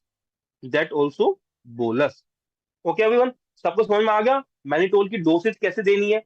You have to give 20 gram TDS, and if mannitol is not available, you can give 3% hypertonic saline also. And hypotonic fluids, hypotonic fluids are contraindicated. क्या होते हैं? Contraindicated. ठीक है, क्योंकि if you are giving hypertonic fluid, if you are giving hypertonic fluid, what it will do?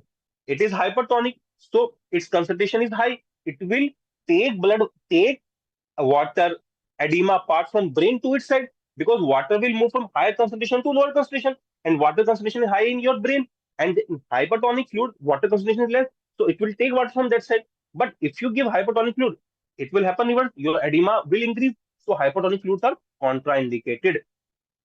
So you have to give hypertonic solution, that is your mannitol 3% NS or 3% hypertonic saline.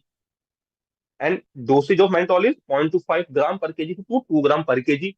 Average you can take around 1 gram per kg. So if 60 kg patient is there, you have to give 60 gram of mannitol in a particular day. You have to divide it in 3 divided dose. That is your 20 gram per TDS. You have to give it bolus and mannitol solution, which comes in our hospital. It is 20% of 100 ml solution. So that bottle which is coming of 100 ml, it carries 20 gram of mannitol. So you have to give these bottle 3 times a day. Okay, everyone.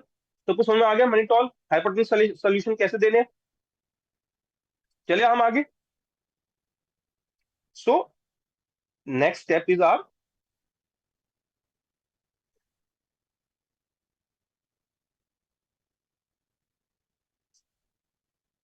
next treatment is our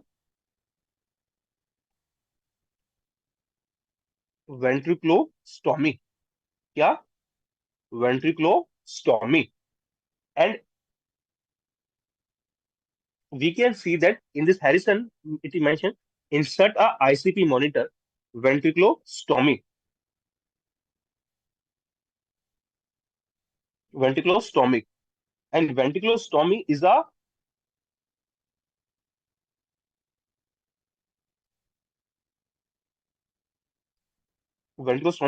treatment of choice. Ventriculostomy क्या है?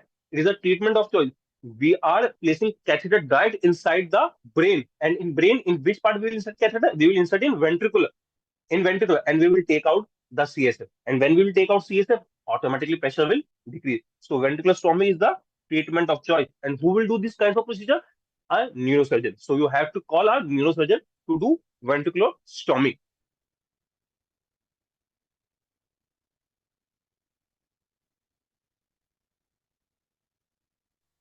Okay अभी सब कुछ समझ आ गया यहाँ तक? Just give me thumbs up.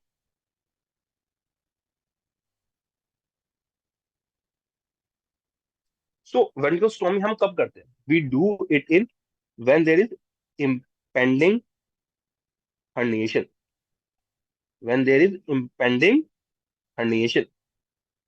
Now you will ask me, sir, how we will get to know there is impending herniation? So if there is a patient of impending herniation, there will be posturing. क्या होगी वहां उस time? Posturing. So there is a patient coming to you in emergency and he or she is having posturing. A thing should be clicking in your mind. Yeah, this patient is going in impending herniation and you have to do ventriculostomy for this kind of patient because ventriculostomy is a treatment of choice. You are directly taking out CSF from brain and reducing your intracranial pressure. So before we go in details of ventriculostomy, what is this procedure? We will first know what is posturing. Okay, so whenever a patient of of brain injury or head trauma comes to you, there is some kind of posturing is there. There is some kind of posturing, and this is the posturing. There is two types of posturing. One is your decorticate posturing, and other is your decerebrate posturing. In decorticate posturing, what is happening? Your legs are extended. Okay, your arms are bent towards the body, curled wrist and bad hand against the chest. So your hands are flexed. See, legs will be extended, your hands will be flexed, your wrist will be tied, thumb tucked inside. See, thumbs are tucked inside, wrist closed, flexed position. Okay, everyone, this is your decorticate posturing. This is your decorticate posturing. Flexion in upper limb and extension in lower limb. Flexion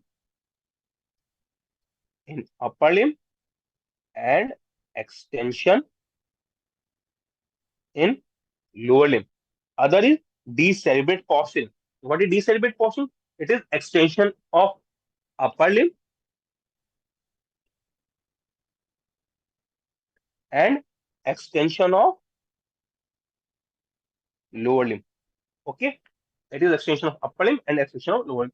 So we will first study कि ये हो कैसे रहा है. What is the physiology behind this decorticate and decerebrate posturing? Okay, so see, in our body, na, there are two kinds of tracts. That is your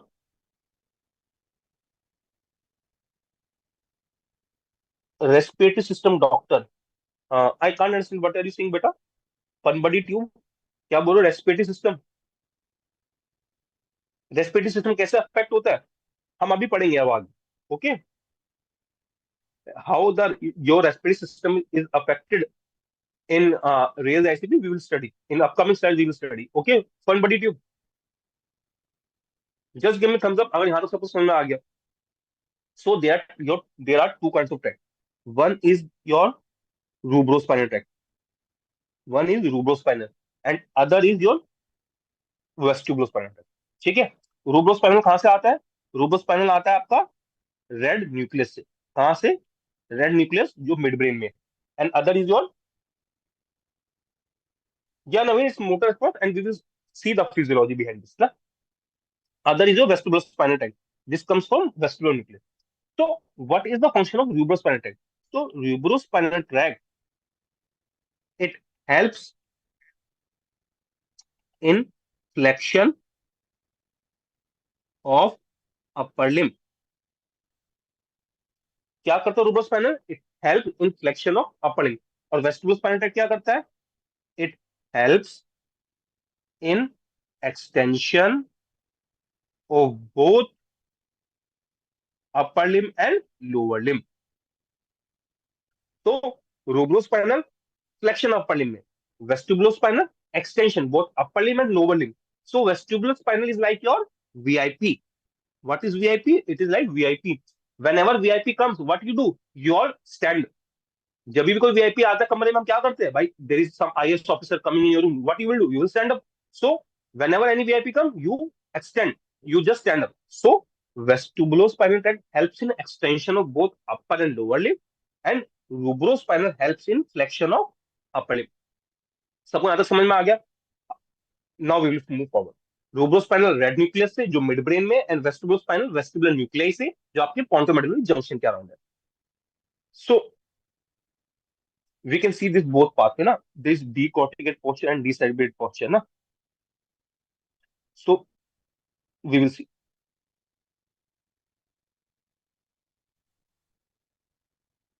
So see, so there are two types. First is your decorticate. Decorticate, what does it mean? It means lesion is above, lesion is above red nucleus. ठीक है. And डीसेरिब्रेट का मतलब क्या हुआ फिर? What do you mean by डीसेरिब्रेट?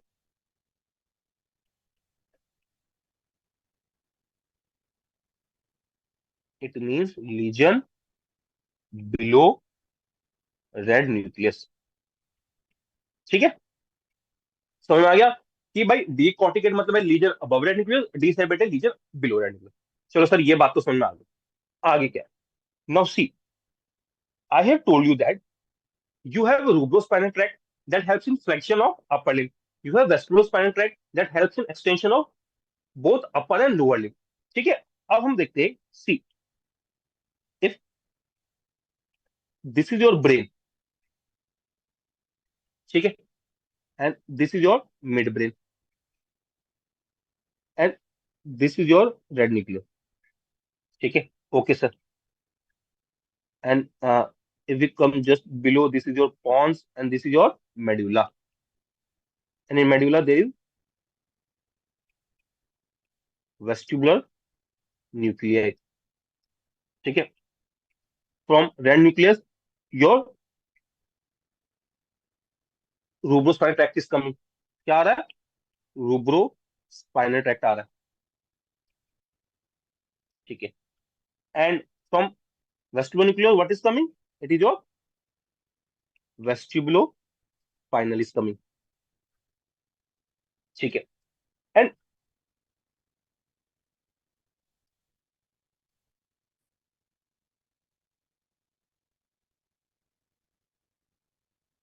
And normally क्या हो रहा है? Normally this is your cortex having cell bodies, and we all know that cortex क्या करता है? कॉर्टेक्स सबको इनहिबिट करके रखता है. कॉर्टेक्स क्या करता है? कॉर्टेक्स सबको इनहिबिट करता है. So your cortex will inhibit your rubrospinal as well as your vestibulospinal. ठीक है. अब कॉर्टेक्स सबको इन्वर्ट करता है. So first we will go and deal with this. First we will deal with decorticate, decorticate. तो अब लीजन कहाँ पे है? लीजन है, lesion is above red nucleus. Lesion किधर है? Above red nucleus. So if lesion is above red nucleus, so can your cerebral cortex inhibit cerebrospinal? No, because it can't inhibit cerebrospinal because a lesion is above red nucleus. And can your cortex inhibit vestibular nuclei? No, because lesion is above it. So your cerebrospinal, your vestibulospinal, both are free from cerebral cortex inhibition. So what they will do? They will do their action. What cerebrospinal do? It will flex and vestibulospinal will extend. Now you will ask me, sir, vestibulospinal will extend upper limb, but power of cerebrospinal is more than the power of vestibular nuclei. So there will be flexion of upper limbs and there will be extension of lower limb due to vestibular nuclei. So if lesion is above red nucleus, both cerebrospinal and vestibulospinal will be free from the inhibition of cortex. And what they will do? It will lead to flexion of upper limb and extension of lower limb because now they are free. And cerebrospinal tract is more powerful as compared to vestibulospinal tract, so it will lead to flexion of upper limb. And in lower limb, only vestibulospinal tract work, so it will lead to extension of lower limb. Okay. Now we come to second. It is your decerebrate posturing. Now, decerebrate posturing में क्या हो रहा है? The lesion is below red nucleus. Lesion किधर है? Lesion red nucleus के below है। इसका मतलब it means cerebral cortex will inhibit red nuclei, but it can't inhibit vestibular nuclei because lesion is below red nucleus and above vestibular nuclei. So it will inhibit red nucleus because lesion is below red nucleus, but it can't inhibit vestibular nuclei. Cortex red nuclei को तो inhibit कर लेगा क्योंकि lesion red nucleus के below है, पर vestibular Nucleya को inhibit नहीं कर पाएगा। इसलिए अगर वेस्टिबुलर न्यूक्लिया को इनहिबिट नहीं कर पाएगा तो वेस्टिबुलर न्यूक्लिया अटैक क्या करेगा? वो फायर करेगा and there will be extension of both your upper limb and lower limb. So your red nuclei is inhibited, but vestibular spinal is free from inhibition. So there will be extension of both upper limb and lower limb. तो सबको समझ में आ गया ये बात? Just tell मी कम से कम जो डाउट है कि डीकॉर्टिकेट में फ्लेक्शन ऑफ अपर लिम्ब और एक्सटेंशन ऑफ लोअर लिम्ब क्यों होता है, एंड डी सेरिब्रेट में why there is extension of both your upper limb and lower limb? Just tell me comment section. Naveen, पानबुडी ट्यूब, किसको डाउट है just tell me comment section, अगर किसी को ये बात समझ नहीं आई तो।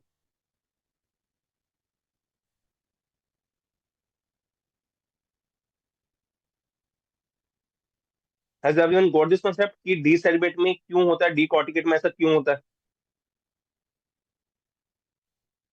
एनीवन, कोई डाउट कि why there is a flexion in decorticate and extension of lower limb, and why in decerebrate there is both extension of upper limb and lower limb?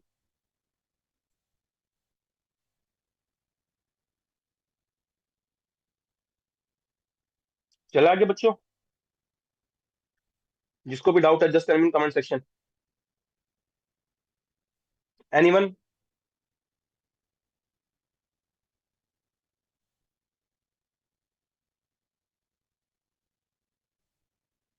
चले हम आगे। किसको डाउट कि डीकॉर्टिकेट डीसेरेब्रेट में ऐसा क्यों होता है? Okay, now will move forward. हाँ, so we are so Naveen is like just repeat. Okay Naveen, Naveen see, decorticate में फ्लेक्शन होता है अपर लिम्ब का और लोअर लिम्ब का एक्सटेंशन होता है, और डीसेरेब्रेट में तो दोनों का एक्सटेंशन होता है। ओके, ठीक है। अब जो आपका रूब्रोस्पाइनल ट्रैक्ट है, जो आपका rubrospinal tract, your rubrospinal tract which is arising from red nucleus, it helps in flexion of lower limb, ठीक है। And vestibulospinal tract, it help in extension of both upper limb and lower limb, okay. And your cerebral cortex, your cerebral cortex, it always inhibits rubrospinal and vestibulospinal. So जो आपका cortex है ये दोनों को inhibit करता है, ये रूब्रो को भी इनहिबिट करता है, वेस्टिबुलोस्पाइनल को भी इनहिबिट करता है. अब अगर डीकॉर्टिकेट पोस्चरिंग है तो लीजन कहाँ पे है? Lesion is above red nucleus. तो if there is lesion above red nucleus and so your both rubrospinal and vestibulospinal are free from the inhibitory effect of cortex, so they will do their function. That's why there is flexion of upper limb and extension of lower limb. And in the cortical portion, lesion is below red nucleus. Lesion red nucleus के क्या है?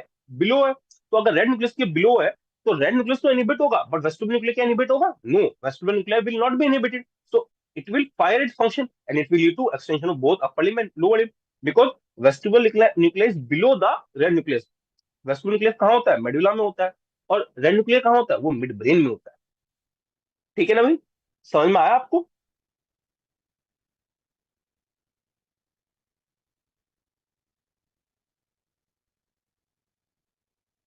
Okay ना. चलो. So what I was trying to say that we do a procedure that is ventriculostomy. वो कहाँ करते हैं? First, ventriculostomy is the treatment of choice. We have to call a neurosurgeon for this. Okay, sir. It is done in impending herniation patient. And how we can identify if this patient is going in impending herniation? By seeing the posturing, by decortic and decerebrate posturing. And how, see, there can be two scenarios. One patient is themselves is in decorticated portion, decerebrate portion. Other, you can stimulate the decortic and decerebrate portion by doing painful stimuli. You can do this. Are you seeing this? You can do this painful stimuli to reproduce this kind of portion. You can do a painful stimuli procedure. You can just press here and you can do this painful stimuli such that patient can get. Suppose I am a patient of decorticated portion, and if someone do this painful stimuli, so suddenly my hand will come like this. Decortic. And if I'm decerebrate, my hand will go like this. So I was lying on bed, my hand was like this, normal. You were confused कि ये कौन सी posting है. You do just a painful stimuli, and when you do painful stimuli, my hand goes like this. So this is my decorticate posting. समझ में आ गया सबको? नवीन got this? Okay नवीन बेटा.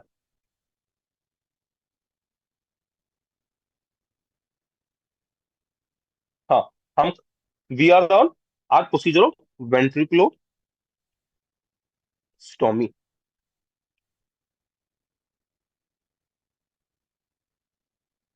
ठीक है. अब सी, वेंट्रिकुलोस्टोमी हम क्या कर रहे हैं? Here we are placing a catheter, and this catheter is going in lateral ventricle to take out CSF. If we take out CSF, we all know in brain three compartment is there: brain, CSF, and blood. We can't take brain outside. We can't take blood outside, but we can take CSF outside because CSF is, see, this is your CSF, na? Your normal CSF production is around 20 ml per hour, and reabsorption is around 20 ml per hour, and it is produced from choroid plexus. ठीक है.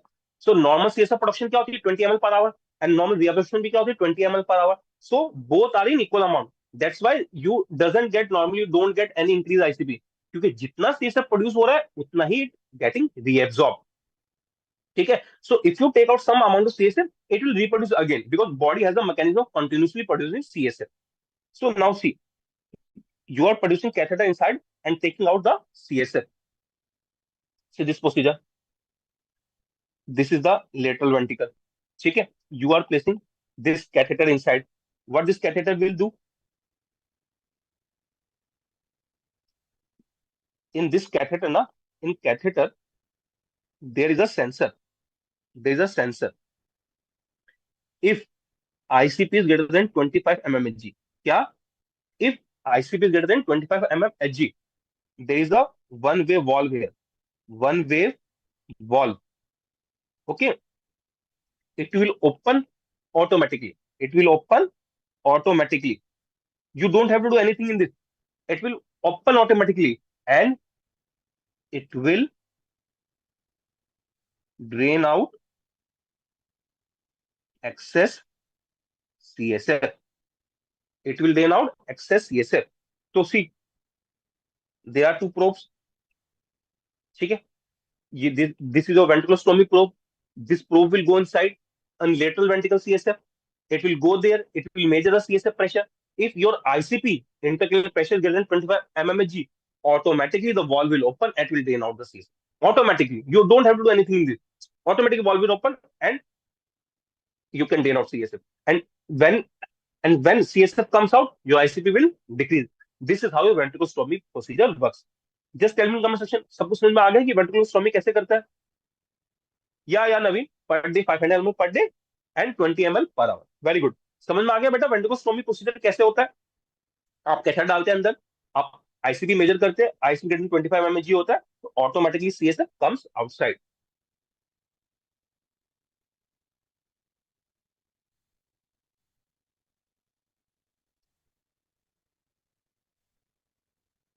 या you are right.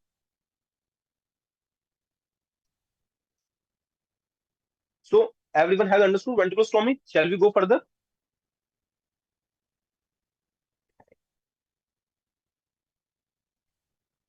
Okay.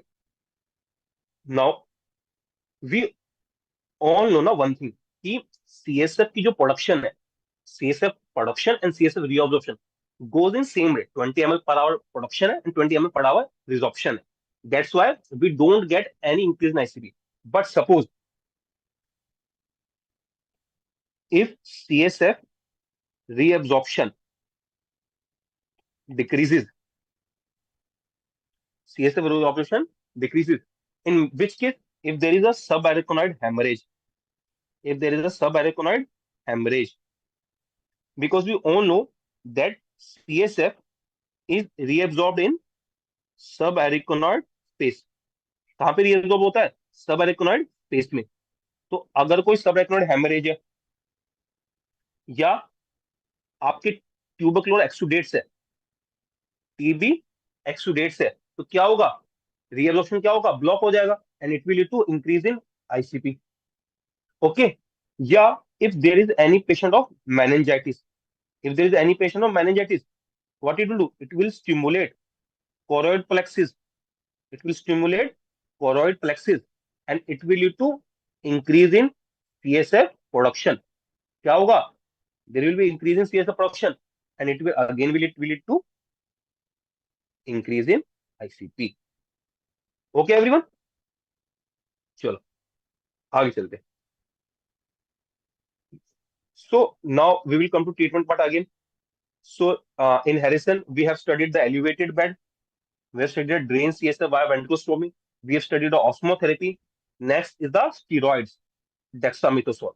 So there is a controversy na, many times residents call me कि sir patient है increased ICP का, should we give steroids to this patient or not?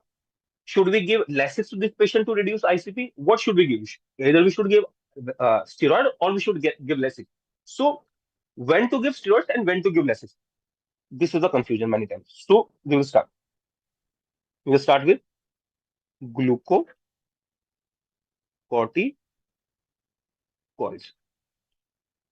ठीक है, तो क्या हमें ग्लूकोकॉर्टिकॉइड देने चाहिए इंक्रीज आईसीपी में? Anyone? Should we give steroids in patient of raised ICP? Can anyone tell me? क्या हमें raised ICP patient में ग्लूकोकॉर्टिकॉइड देने चाहिए? Anyone?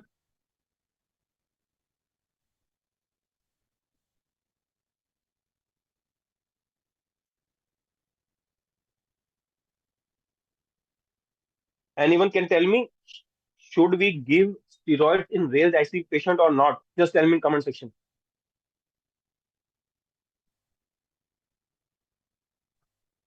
Okay. So देखो normally many times brain injury leads to raised ICP. Okay, maximum time raised ICP.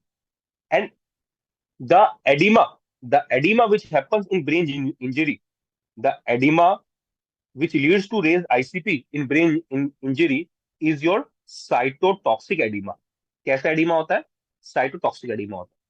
And cytotoxic edema में we don't give steroid because we generally give steroids in vasogenic oedema. हम steroids किस में देते हैं? हम steroid देते हैं vasogenic oedema में। Now you will ask me, sir what is do you mean by toxic edema and what do you mean by vasogenic edema? So I will tell you. See, there are two kinds of edema. Cerebral edema. There is your cytotoxic edema and other is your vasogenic edema. Okay.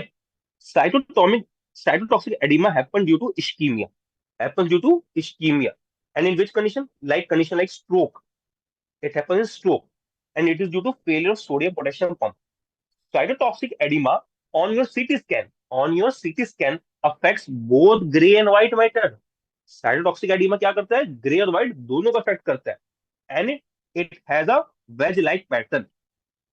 Veg like pattern mean, wedge like pattern mean it follows the vessel. It follows vessel. क्यों? क्योंकि cytotoxic edema का most common cause क्या है? Stroke है। And stroke कब होता है? Vessel में होता है। तो जो एडिमा जो आता है वो वेसल को फॉलो करता है। एंड वी विल अब स्टडी कि वेसल कैसे फॉलो करता है। In control, in comparison to vasogenic oedema, it is generally in meningitis case. कहां पे होता है? मेनिंजाइटिस में।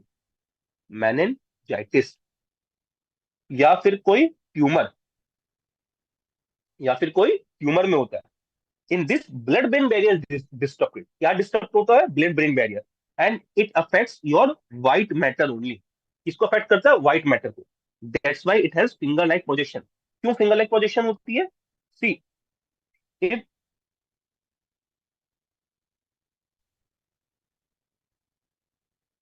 If this is your brain, we all know that your gray your gray matter is outside। Grey matter outside होता है और outside is your grey matter. Okay. And inside is your white matter. And white matter कैसे होता है? ऐसे finger like position करके white matter होता है। And vasogenic oedema, it only affects white matter. That's why it has a finger like projection. It has a finger like projection. Okay.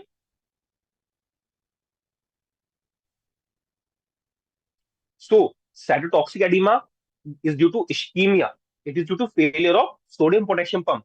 It affects both gray and white matter. And as it happens in stroke, and stroke क्यों होता है? Vessel की वजह से होता है। That's why it follow the vessel. That's why it is wedge-like pattern. And compared to vasogenic edema, which happens in meningitis, which happens in space-occupying lesion, it affects white matter only. And if it affects white matter, so it is like a finger-like projection on your CT scan. That's how you will differentiate ki cytotoxic edema and vasogenic edema. See, you are seeing this diagram. This is the cytotoxic edema. This is cytotoxic edema, and this is your vasogenic edema. Cytotoxic edema की causes क्या क्या है? Infarct, ischemia, brain injury. क्या है? Many times brain injury leads to cytotoxic edema. Vasogenic oedema brain injury में काफी कम होता है। तो रेज्ड आईसीपी पेशेंट में मैक्सिमम टाइप जो एडिमा हमें देखने को मिलता है वो साइटोटॉक्सिक एडिमा होता है। एंड वैसोजेनिक एडिमा कहाँ मिलता है? मेनिंजाइटिस में मिलता है। कहाँ मिलता है? मेनिंजाइटिस में मिलता है, ट्यूमर में मिलता है, एब्सेस में मिलता है। सो मैक्सिमम टाइम जो रेज आईसीपी ब्रेन इंजरी की वजह से होता है वो हाइड्रोक्सिक एडिमा होता है। वैसोजेनिक एडिमा भी हो सकता है, but we will differentiate on CT. CT में if we are saying that both grey and white matter is affected, then it is hydroxic. And if only white matter is affected, it is vasogenic. And this this is your grey matter outside. Okay, grey matter is outside and inside is your white matter. Inside is your white matter. Now what I was telling to you कि cytotoxic oedema is wedge shape. Cytotoxic oedema क्या होता है? Wedge shaped होता है। See, this is your brain on CT scan. Okay. And these are your ventricle. ठीक है, these are your ventricle. Now all with me draw, we will draw two line. First we will draw one line from this anterior horn of lateral ventricle. This is anterior horn. We will draw.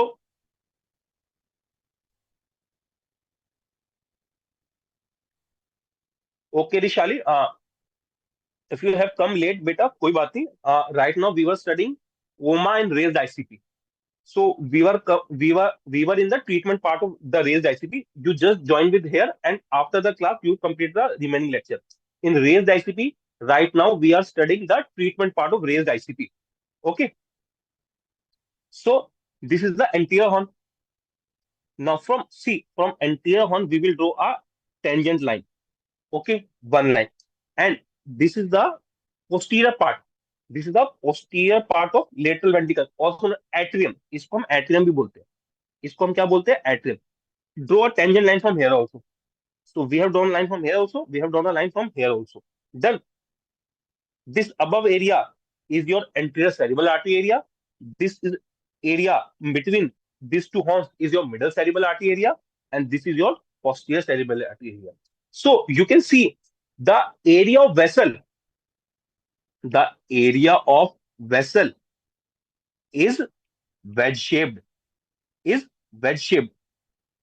Okay, that's why in cytotoxic edema, that's why cytotoxic edema has a wedge like pattern, because cytotoxic edema कहां पे होता है? Stroke में होता है. और stroke में क्या इफेक्ट होती है? आपकी वेसल इफेक्ट होती है.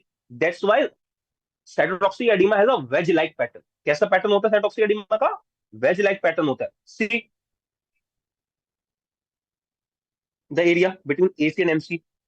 This is the MC area. ये आपका MCA का एरिया है, ये आपका PC एरिया है, एंड ये आपका AC एरिया है. सो अगर आपको कल से कोई सीटी स्कैन लाके दे, एंड ही सेइंग कि टेल मी कि ये जो स्ट्रोक है ये किस वेसल का स्ट्रोक है, you will tell just in few minutes. What you will do? You will see कि सीटी स्कैन में लेटरल वेंट्रिकल्स किधर है. लेटरल वेंट्रिकल से हम डायगोनल लाइन लेंगे, एक फर्स्ट एंटीरियर हॉर्न से लेंगे, दूसरी एट्रियम से ऑफ लेटरल वेंट्रिकल से लेंगे. जो इन दोनों के बीच में जो पोर्शन है वो है मिडल सेरिब्रल आर्टरी का, above anterior cerebral artery, and below is posterior cerebral artery. And edema which follows these vessel, which is wedge shaped, it is cytotoxic edema, because cytotoxic edema is due to stroke.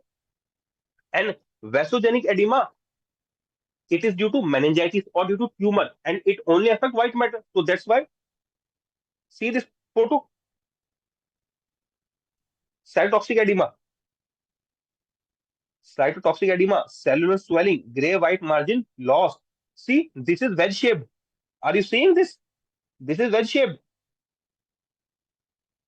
And see this vasogenic edema, leaky capillaries, gray matter is paired, and white matter is affected.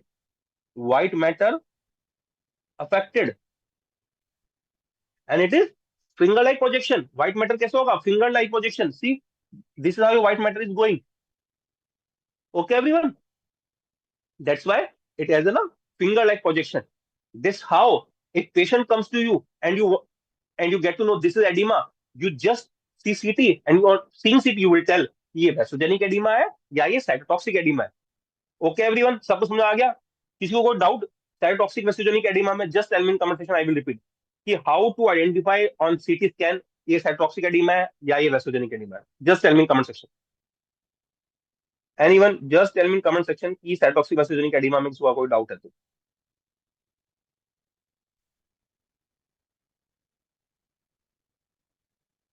Everyone okay with this concept of cytotoxic and vasogenic edema? Just tell me.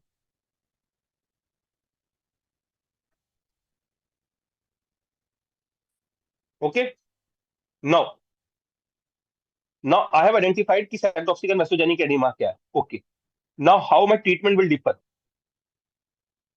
Cytotoxic edema is due to failure of sodium potassium pump, and vasogenic is due to blood brain barrier. Good Naveen, blood brain barrier disruption.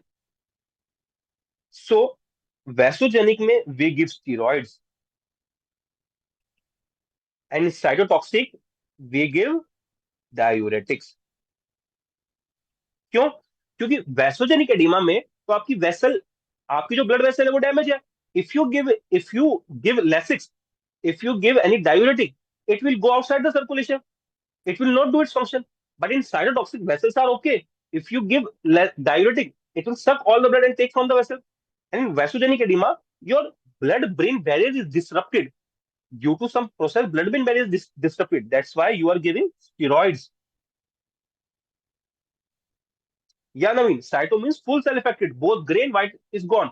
But vessels is okay. So you can give diuretics here. But in vasogenic, you can't give diuretics because diuretic will not function. Because as your blood-brain barrier disrupted, your diuretic will go out of the system. So your to repair your blood-brain barrier, you will give steroids there. So if vasogenic edema, you will give steroids. If cytotoxic edema, we will give diuretic. सबको समझ में आ गया? Cytotoxic, diuretic, vasogenic, blood brain barrier. Cytotoxic कहाँ पे होता है? Stroke में होता है। स्ट्रोक कैसा होता है? वेसल में होता है। वेसल कैसी होती है? वेज शेप्ड होती है। सीटी स्कैन में हम we will identify wedge shaped by drawing two tangent lines, one from anterior horn, other from the atrium part of lateral ventricle. If it is wedge shaped, cytotoxic. If it is finger, it is vasogenic. Vasogenic affects only white matter. Cytotoxic affects both gray and white matter. Okay, everyone. If किसी को doubt है, just tell me in comment section. Anyone, किसी को doubt है, just tell me in comment section, or we will move further then.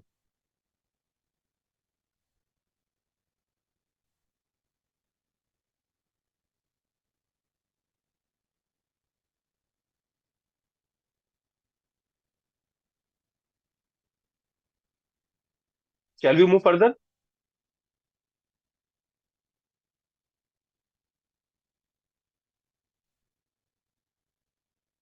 Yeah, Navi, we will study this blood-brain barrier in other class, na? Because this class will be diverted. I will tell about how blood-brain barrier works in other class. In in right now, I will you can see in that blood-brain barrier there is few transfer of molecule. Okay, so but in detail, what is blood barrier we will study in other class. Okay, Naveen, beta. Okay, now suppose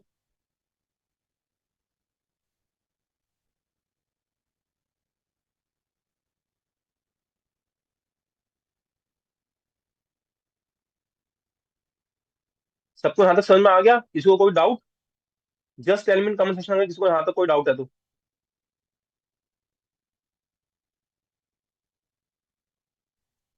हाँ, so Naveen is asking about what is blood-brain barrier.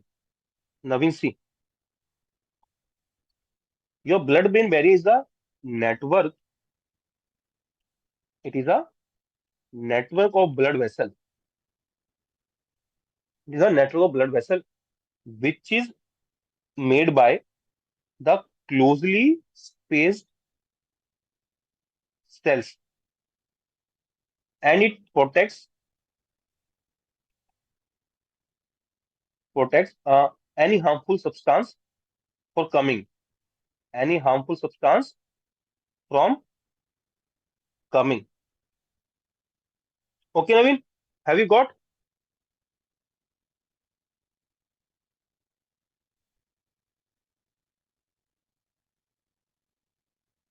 कोई doubt यहाँ तक किसी को?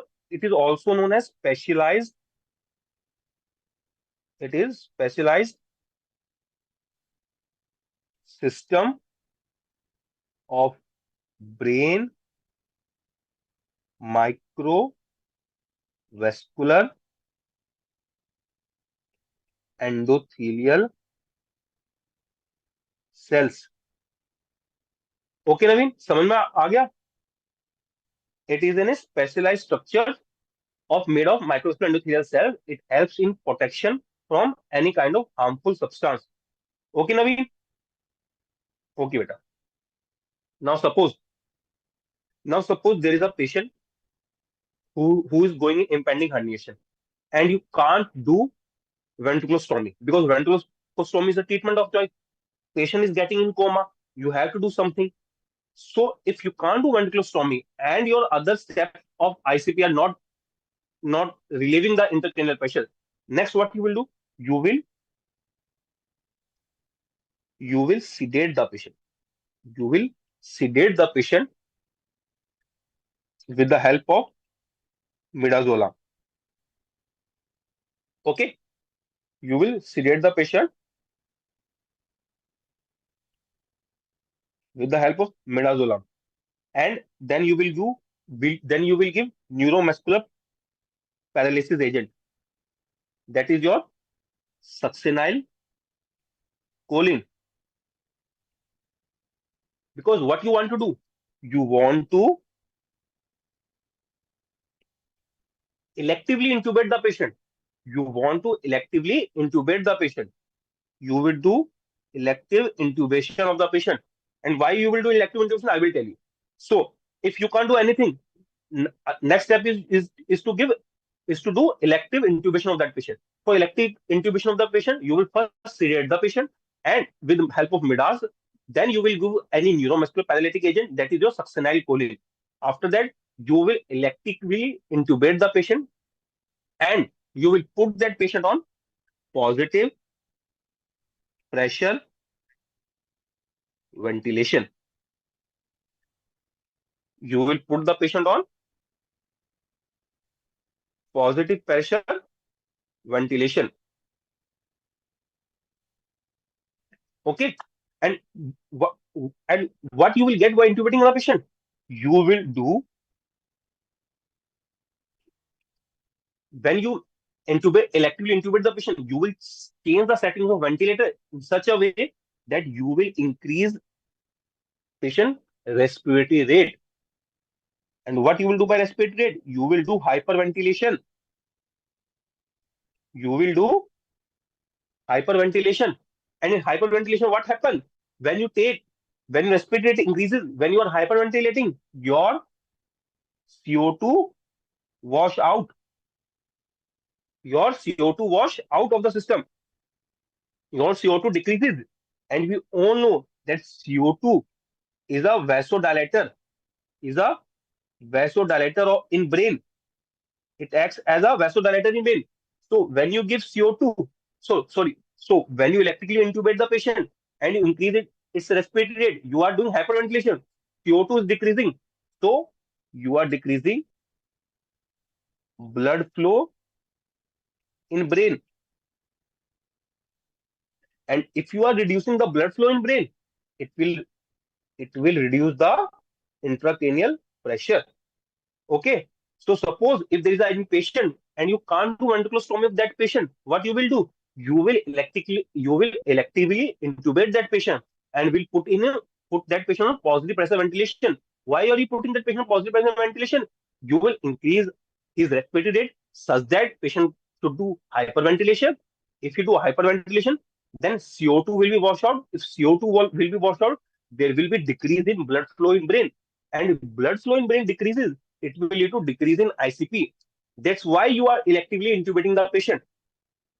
Okay, Naveen, everyone understood the concept of electively intubation of the patient of raised ICT. If there is a patient of raised ICT and patient ICP does not decreasing, you can't do ventricular procedure also. You will electively intubate that patient such that it's his or her respiratory rate should increase. Patient should do hyperventilation. CO2 washout should be there such that there should be a decrease of blood flow in brain, which will lead to decrease in ICP. Just give me thumbs up if everyone understood till now. सबको समझ में आया? Anyone? किसी को doubt यहाँ तक? नवीन, Rishali, have you gone? कि how does electively intubating that patient helps in raised ICP? Okay, beta. So other method. Now, what other we can do? We all have studied that cerebral perfusion pressure was mean arterial pressure minus mean intracranial pressure. Okay, sir. And in our patient, there is increase of intracranial pressure. Okay, sir. So if we somehow increase the mean arterial pressure, yeah, Navi. So if we somehow increase if we somehow due to anything, if we are increasing our mean arterial pressure, then our CPP will again be normal. भाई CPP क्या था? MAP minus में ICP. Patient का ICP race था. अगर मैं patient का MAP भी बढ़ा दूं उतना ही जितना आईसीपी बढ़ा था, तो सीपीपी मेंटेन रहेगा. तो सीपीपी क्या रहेगा? मेंटेन रहेगा. So if I increase, I increases the patient mean arterial pressure. So if I increase the patient mean arterial pressure, it will counterbalance the increased ICP. And how can we increase the mean arterial pressure? By giving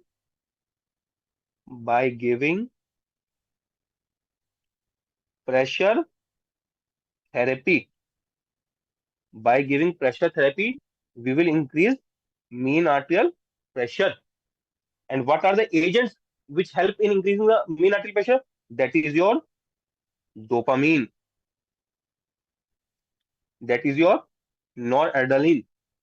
So, by increasing the mean arterial pressure, you can counterbalance the raised ICP. So if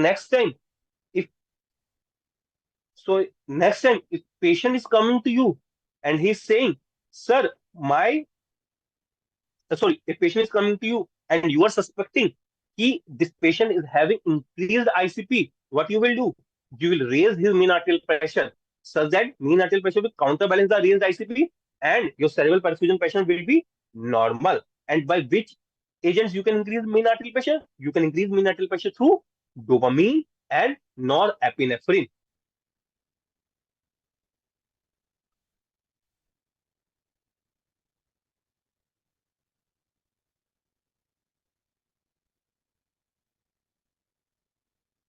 Rishali बेटा fever भी है क्या आपको? Okay, Elvin got this pressure therapy. सबको समझ में आ गया कि how you can counterbalance the raised ICP is by increasing the mean arterial pressure. You can still maintain the cerebral perfusion pressure. Okay, everyone? Okay. Now, we have gone with all the tier 1 management of raised ICP. Rishali, we will talk about this now after lecture, beta. Okay.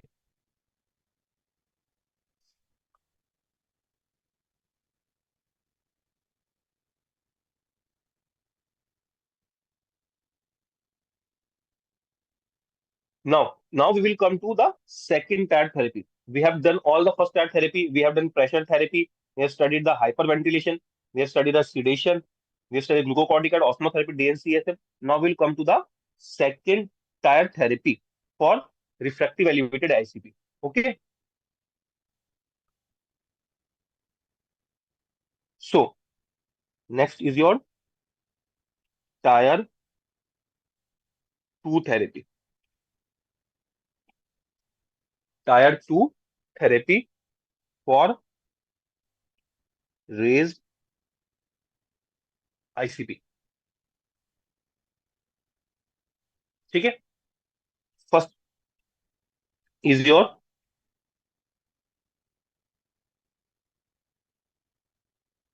so we will go to tier 2 therapy. So it is your pentobarb coma. You can see na high dose barbiturate therapy. Pentobarb coma. It is your pentobarb coma. That is your barbiturates. So how does barbiturates help in decreasing the raised ICP? So what barbiturate does they decreases the metabolism of neurons. They also decrease the energy requirement. They also decrease the energy requirement. So by all these steps, they are acting as a cerebroprotective.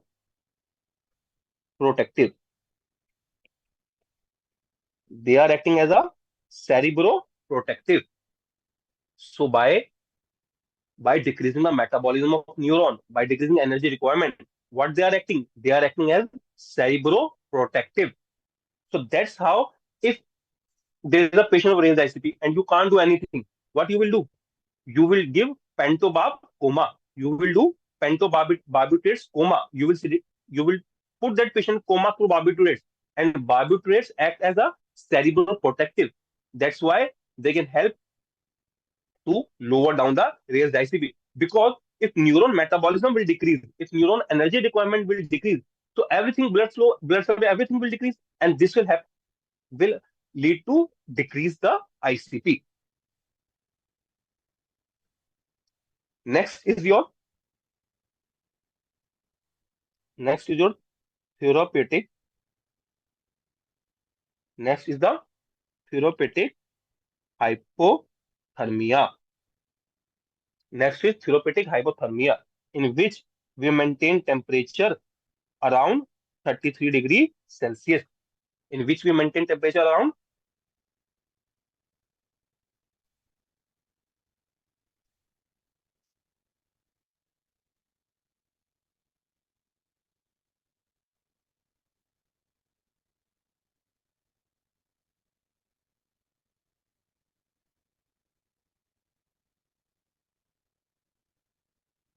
But Rishali, do one thing now. Get your chest x-ray done.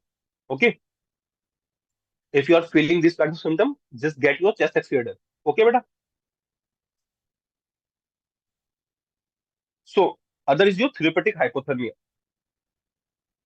Now, how therapeutic hypothermia help? It also, because whenever your body goes in hypothermia, there is decrease in metabolism. There is decrease in metabolism. So if your metabolism decrease, if your metabolism of neurons will decrease, your blood supply will decrease, and they will be fall in ICT. This is how your therapeutic hypothermia works. You are seeing this patient. See this patient. They have put this kind of stockings around him. This is how we produce a therapeutic hypothermia in patient of raised ICP. Okay, everyone.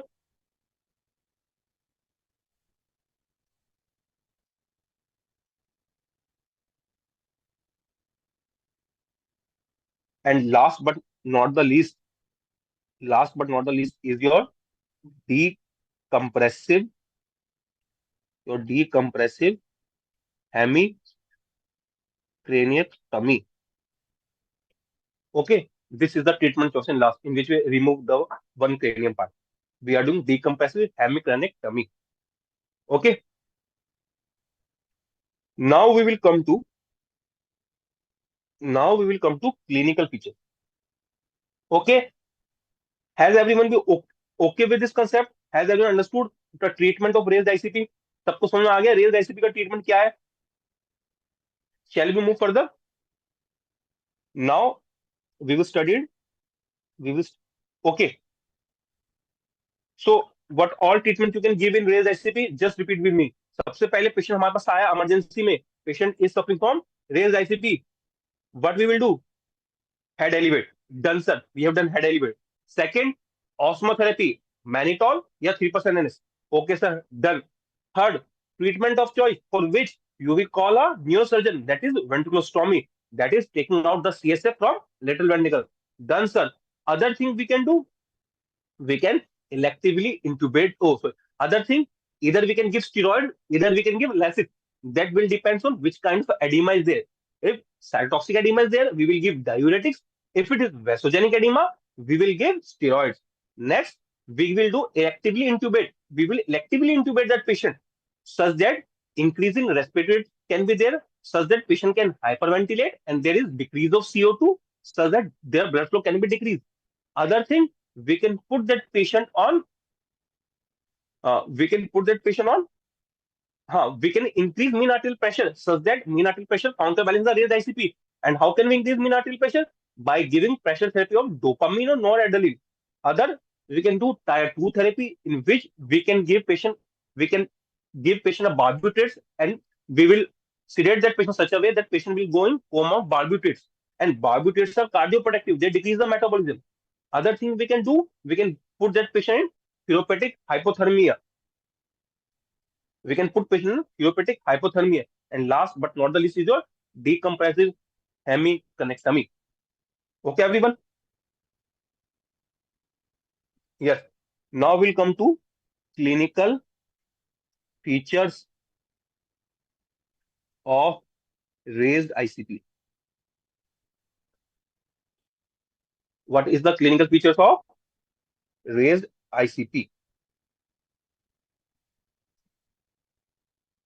Okay. Now, first,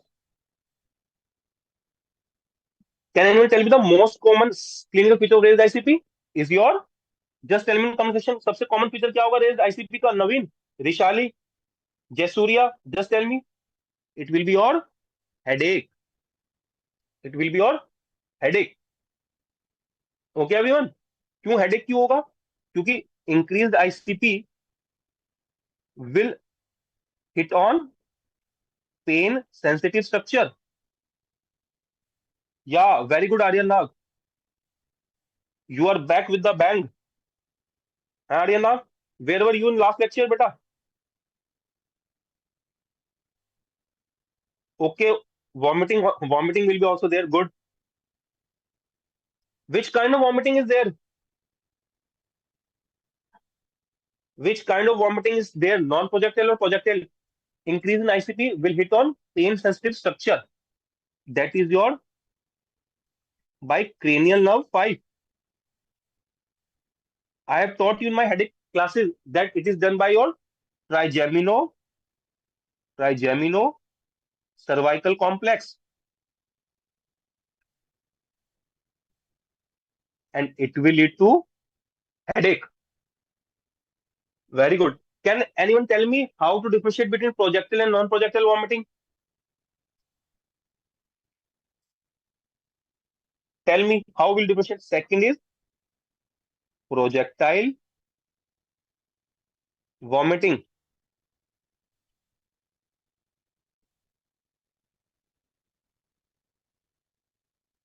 Okay, Arya, just see my previous lecture of UM and LMN lesion, dizziness, vertigo, and upper motor weakness. Okay. Rishali Singh Brudzinski की sign positive, Kernig sign positive. बेटा ये सब positive होता है meningitis में। तो अगर आपका रेज्ड आईसीपी मेनिंजाइटिस की वजह से है, then you will get this sign. अगर आपको मेनिंजाइटिस हुआ है, if you have got meningitis and due to meningitis if there is cerebral edema, if due to meningitis there is cerebral edema, it will lead to raised ICP, and in that setting you will get these kinds, Burzynski sign and Kernig sign. Okay, so projectile vomiting is a type of vomiting which is not preceded by nausea. Generally जब हम क्यों आ रहे हैं ना, जब हम ज्यादा party करते हैं, जब हम ज्यादा पार्टी वार्टी करते हैं तो हमें वॉमिटिंग होती है ना। और वो वॉमिटिंग कैसी होती है, उससे पहले हमें नोजिया आता है। वो वॉमिटिंग कैसी होती है, उससे पहले हमें नोजिया आ जाता है। बट प्रोजेक्टाइल वॉमिटिंग में हमें नोजिया नहीं आता। सो प्रोजेक्टाइल वॉमिटिंग और नॉन प्रोजेक्टाइल वॉमिटिंग क्या डिफरेंस है? Projectile vomiting is not preceded by nausea. Yeah very good Aryan. I think Aryan आपको बहुत वॉमिटिंग हुई है पार्टी के अंदर। क्यों Aryan?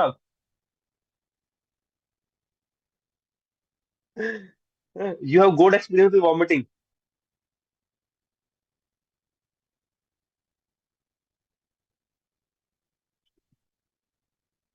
Next is your hmm, next is your hmm, that's how experience speaks ना। जितनी ज्यादा पार्टी उसकी उतनी ज्यादा vomiting with nausea.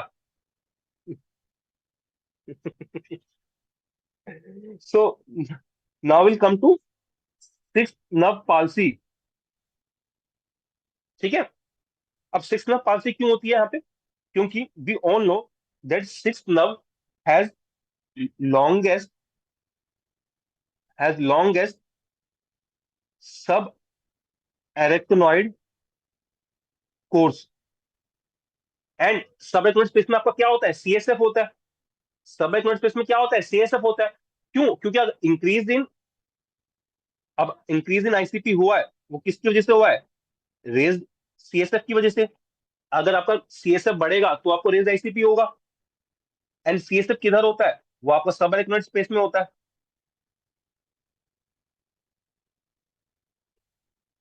So सबएक्यूनेट space में अगर होगा, और सबएक्यूनेट स्पेस में कौन सी नर्व सबसे रहती है? Six cranial nerve.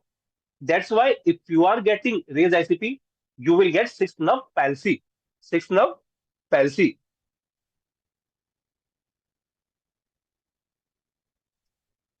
तो six nerve palsy, six nerve किसको सप्लाई करती है? Six nerve supplies LR6, your lateral rectus, your lateral rectus. Okay, everyone. Sixth answer by lateral rectus. So we'll get lateral rectus palsy. And lateral rectus का क्या है? तो help how lateral rectus work? It helps in abduction. It helps in abduction. So there will be diplopia while looking laterally. Okay, everyone. सबको समझ आ गया कि six nerve palsy में क्या होगा? You will be getting diplopia. Why sixth nerve palsy is there? Because sixth nerve is having longest subarachnoid course. That's why in increased ICP, your sixth nerve will be damaged. Other, you can go in drowsiness, you can go in stupor, and in last, you can also go in coma. You can also go in coma.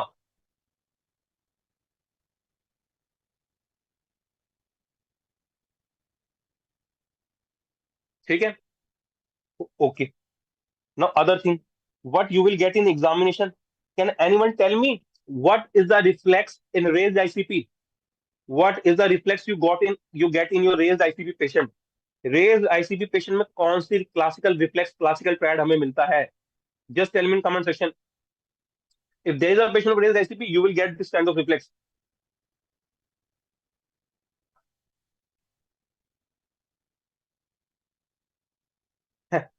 Thank you Rishali.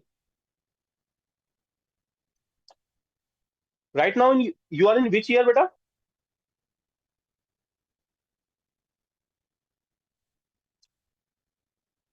Cushing reflex, very good. So Harshita is saying Cushing reflex. Okay, what do you mean by Cushing reflex? We mean there is in, increase in blood pressure, decrease in heart rate, and variable respiratory cycle. Variable respiratory cycle.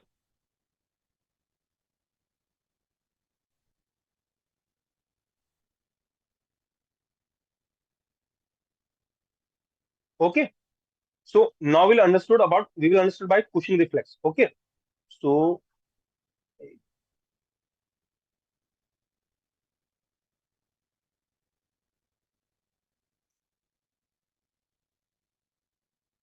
okay Rishali, very good na. So soon we will running a series on NEET PG also. Okay Rishali, and I will be creating a group in which all NEET PG students will be there.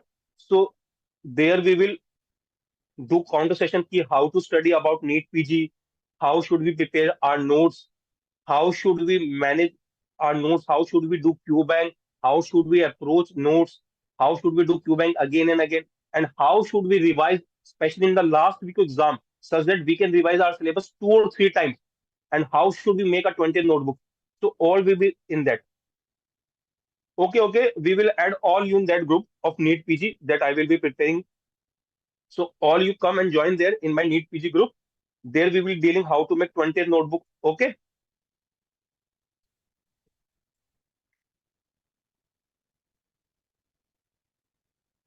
And we must ensure that we all should get a rank below 1000 in NEET PG 2025. And it is very easy.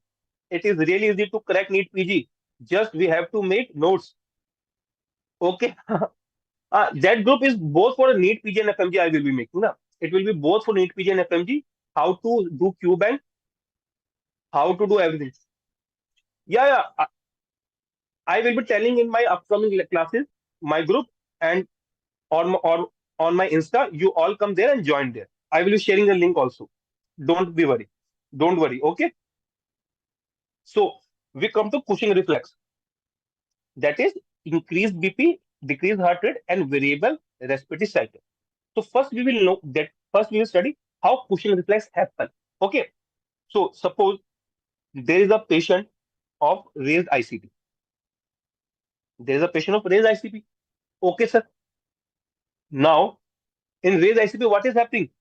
Your your cerebral perfusion pressure is decreasing. Okay, sir. Cerebral perfusion pressure decreasing. If blood flow to some organ will decrease, it will lead to increase in CO2, partial pressure CO2. And we all know that when CO2 combined with water, it forms carbonic acid, and carbonic acid dissipates from into H plus and HCO3 minus. So, and what H plus will do? It will decrease the pH. So, your increase in PCO2 and your decreasing pH, what they will cause? They will they will stimulate central chemoreceptors. They will stimulate central chemoreceptors. सबको समझ में आया? Increase ICP में क्या होगा? CPP decrease होगा. अगर blood flow कहीं डिक्रीज होता है, परफ्यूजन डिक्रीज होती है, तो क्या बढ़ता है? CO2 बढ़ता है. CO2 से क्या होगा? डिक्रीजिंग पीएच होगा. एंड PCO2 क्या है? These all are your chemicals. So what they will stimulate? They will stimulate central chemoreceptors in the brain. This is your brain. This is your brain. Pons, medulla. Okay, everyone. And in this medulla, this is your central chemoreceptor zone. This is your central chemoreceptor zone. And when your central chemoreceptor zone is triggered, it will lead to increase in sympathetic activity. It will lead to increase in sympathetic activity. And it will lead to what? It will lead to increase in BP. And due to increase in BP, body will compensate. And how body will compensate? It will compensate by decrease in heart rate. This how you get increased BP and decreased heart rate in raised ICP patient, which you know called as Cushing reflex. Have all understood this concept of raised ICP, increased BP and decreased heart rate? Just tell me.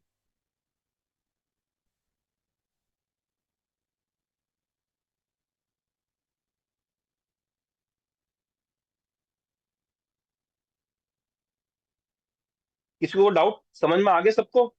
Okay Arshita, ठीक है. Now we have studied about heart rate and BP. Now left is a variable respiratory cycle. So we will go to respiratory cycle part. Now, if there is a patient of raised ICP, your brain stem will be damaged. क्या damage होगा आपका? Brain stem will be damage. And brain stem में क्या है आपका? Medulla. And medulla is respiratory centre. So what will happen? You will hypoventilate. You will hypoventilate. Okay. You will hypoventilate. After that, there will be a period of apnea. Your respiration will cease. And when your respiration will cease, after apnea, when you are not able to take breath, what will happen? There will be a increase in CO2. And we all know that raised carbon dioxide is the most powerful stimulator of respiratory center. ठीक है. First सबसे पहले होगा hypoventilation होगा. उसके बाद apnoea होगा. After apnoea you are not taking breath. So what will happen? There will be a huge rise in PCO2. And we all know that PCO2 is the most powerful stimulator of respiratory center. We all have studied in physiology that raised carbon dioxide is the most powerful stimulator of respiratory center. So what will happen? It will stimulate the respiratory center and suddenly patient will go in patient will go in hyperventilation. Patient will go in hyperventilation, and then again the cycle will repeat. सबको समझ में आ गई cycle? Hypoventilation, apnoea, hyperventilation. Anyone, any doubt? Just tell me in comment section. Hypoventilation, then apnea, and then hyperventilation. किसी को कोई doubt इस cycle में? Just tell me. Anyone having any doubt? This is known as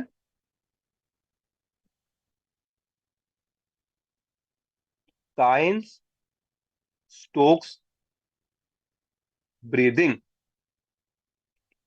This is known as Stokes breathing. Okay, this is known as Stokes breathing. And after some time, what will happen? After some time, it will go to Bitort's breathing, in which less hyperventilation is there, apnea. What making hyperventilation? Very good. So, beta, first is hyperventilation, then there is apnea, and in apnea, you are not able to take any breath, so your CO2 will rise very much, and if CO2 will rise very much, it will stimulate respiratory center, and if CO2 will stimulate respiratory center, it will lead to hyperventilation, because your respiratory center is stimulated now, and if respiratory center is stimulated, it will lead to hyperventilation, and we all know कि जो CO2 होता है, it is a powerful stimulator for respiratory center.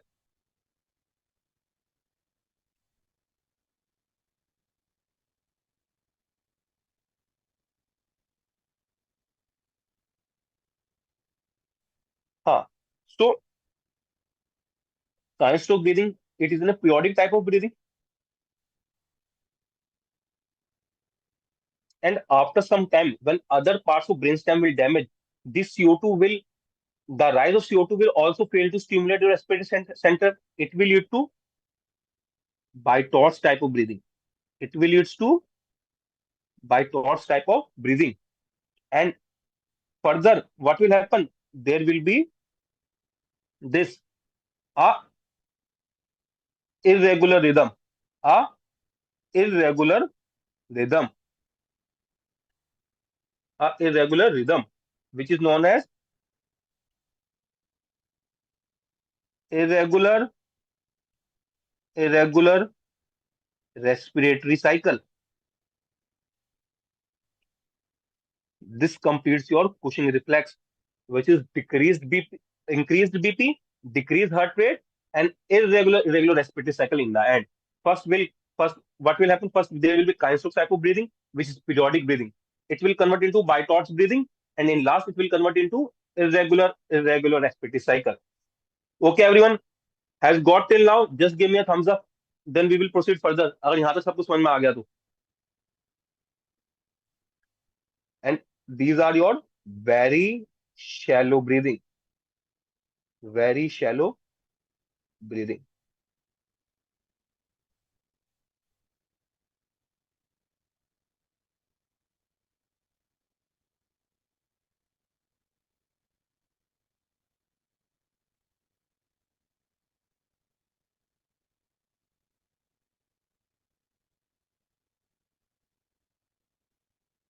Okay. Now, other thing on examination you will get, there is one thing known as Hutchinson pupil. There is one thing known as Hutchinson pupil. What do you mean by Hutchinson pupil? We all know that in increased ICT, it will lead to midbrain herniation,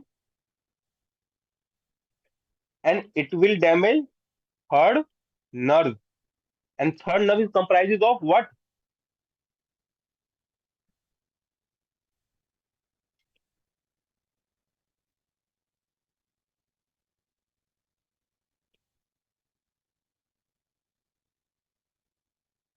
Third nerve comprises of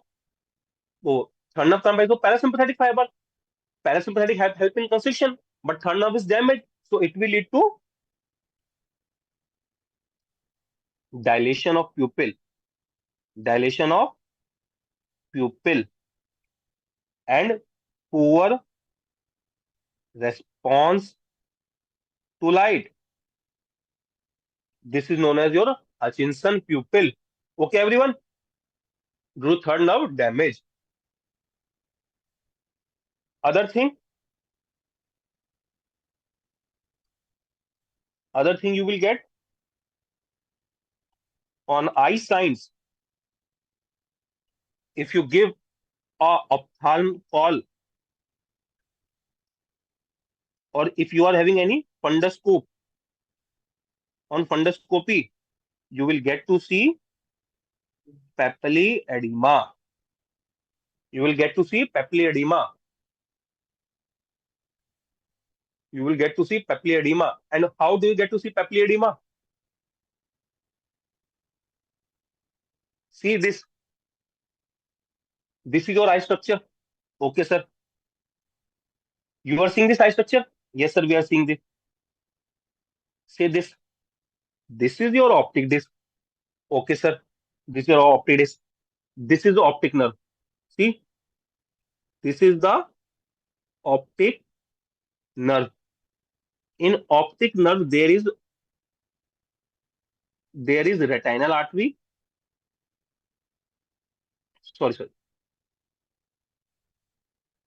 See, this is your optic nerve, and with this there is central retinal artery, and with this there is central retinal vein, and they both are going in optic disc. Okay, sir.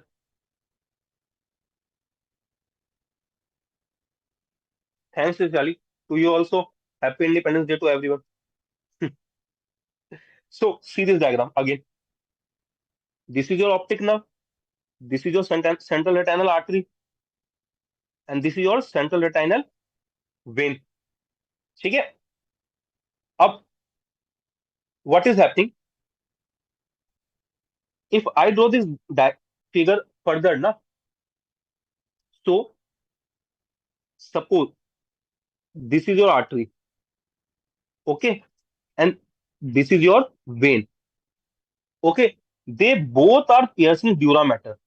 They both are piercing the dura mater, and we all know that there is pia mater, then there is arachnoid matter, and then there is dura mater, and between pia mater and arachnoid matter is your subarachnoid space.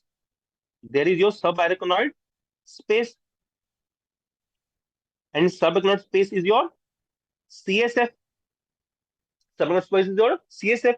So this your central retinal artery and central retinal vein, they pierce dura mater. They pierce dura mater, and they travel in subarachnoid space. कहाँ travel करते हैं?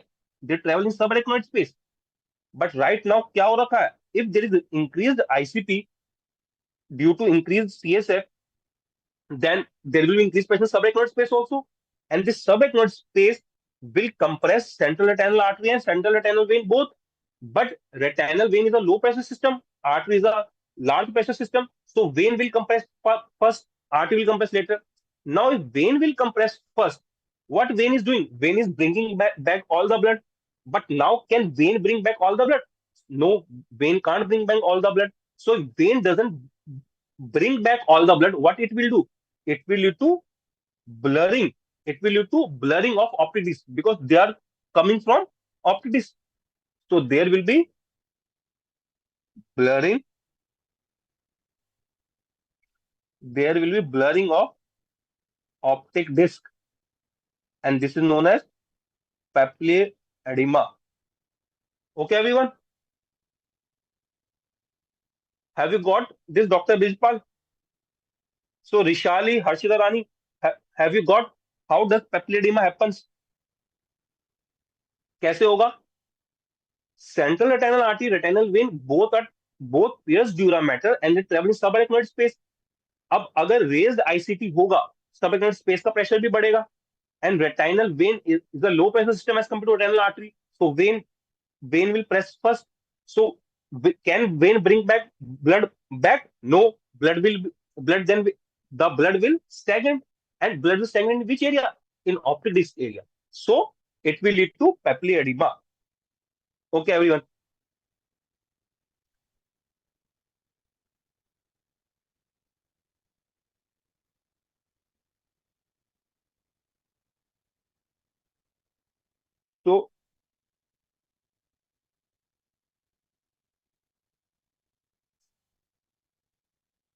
So till now किसी को कोई doubt?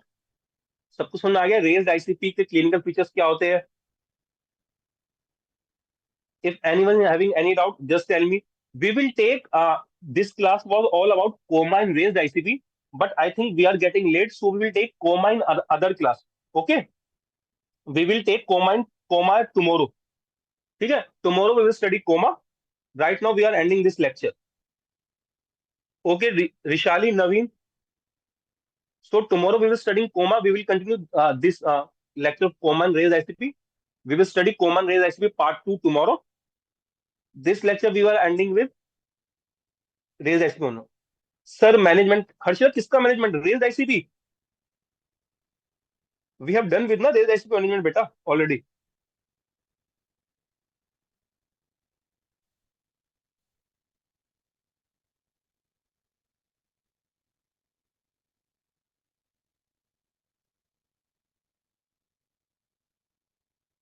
या बेटा we have studied ना in peptide if there is a patient of raised ICP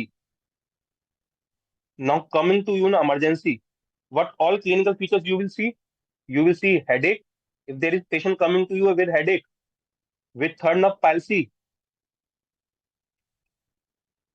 with posturing if patient is coming to you and you are seeing his one eye is dilated one eye is dilated means third nerve damage is there you will suspect raised ICP and then you will follow with raised ICP treatment that is elevation of bed that is giving tell me after raised ICP what you will do you will give mannitol and after mannitol you can do ventriculostomy or you can give phenobarbital coma and you will electively intubate the patient and you will raise his mean arterial pressure through dopamine and all other things okay yeah Rishali I will share with you all so we are so we are done with so we are done with raised ICP. Okay. In next class,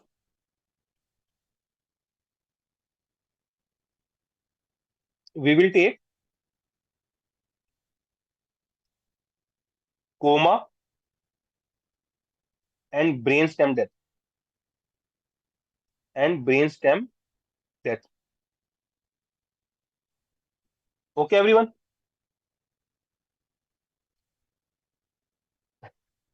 So if you have liked this lecture, just like, subscribe, and comment on that.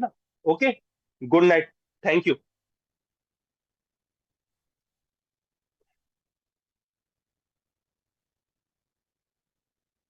But tomorrow, most probably 7 p.m. or 8 p.m. will be my next class on Sunday. Okay. We will continue this lecture further. We have ended with the raised ICP. We will do.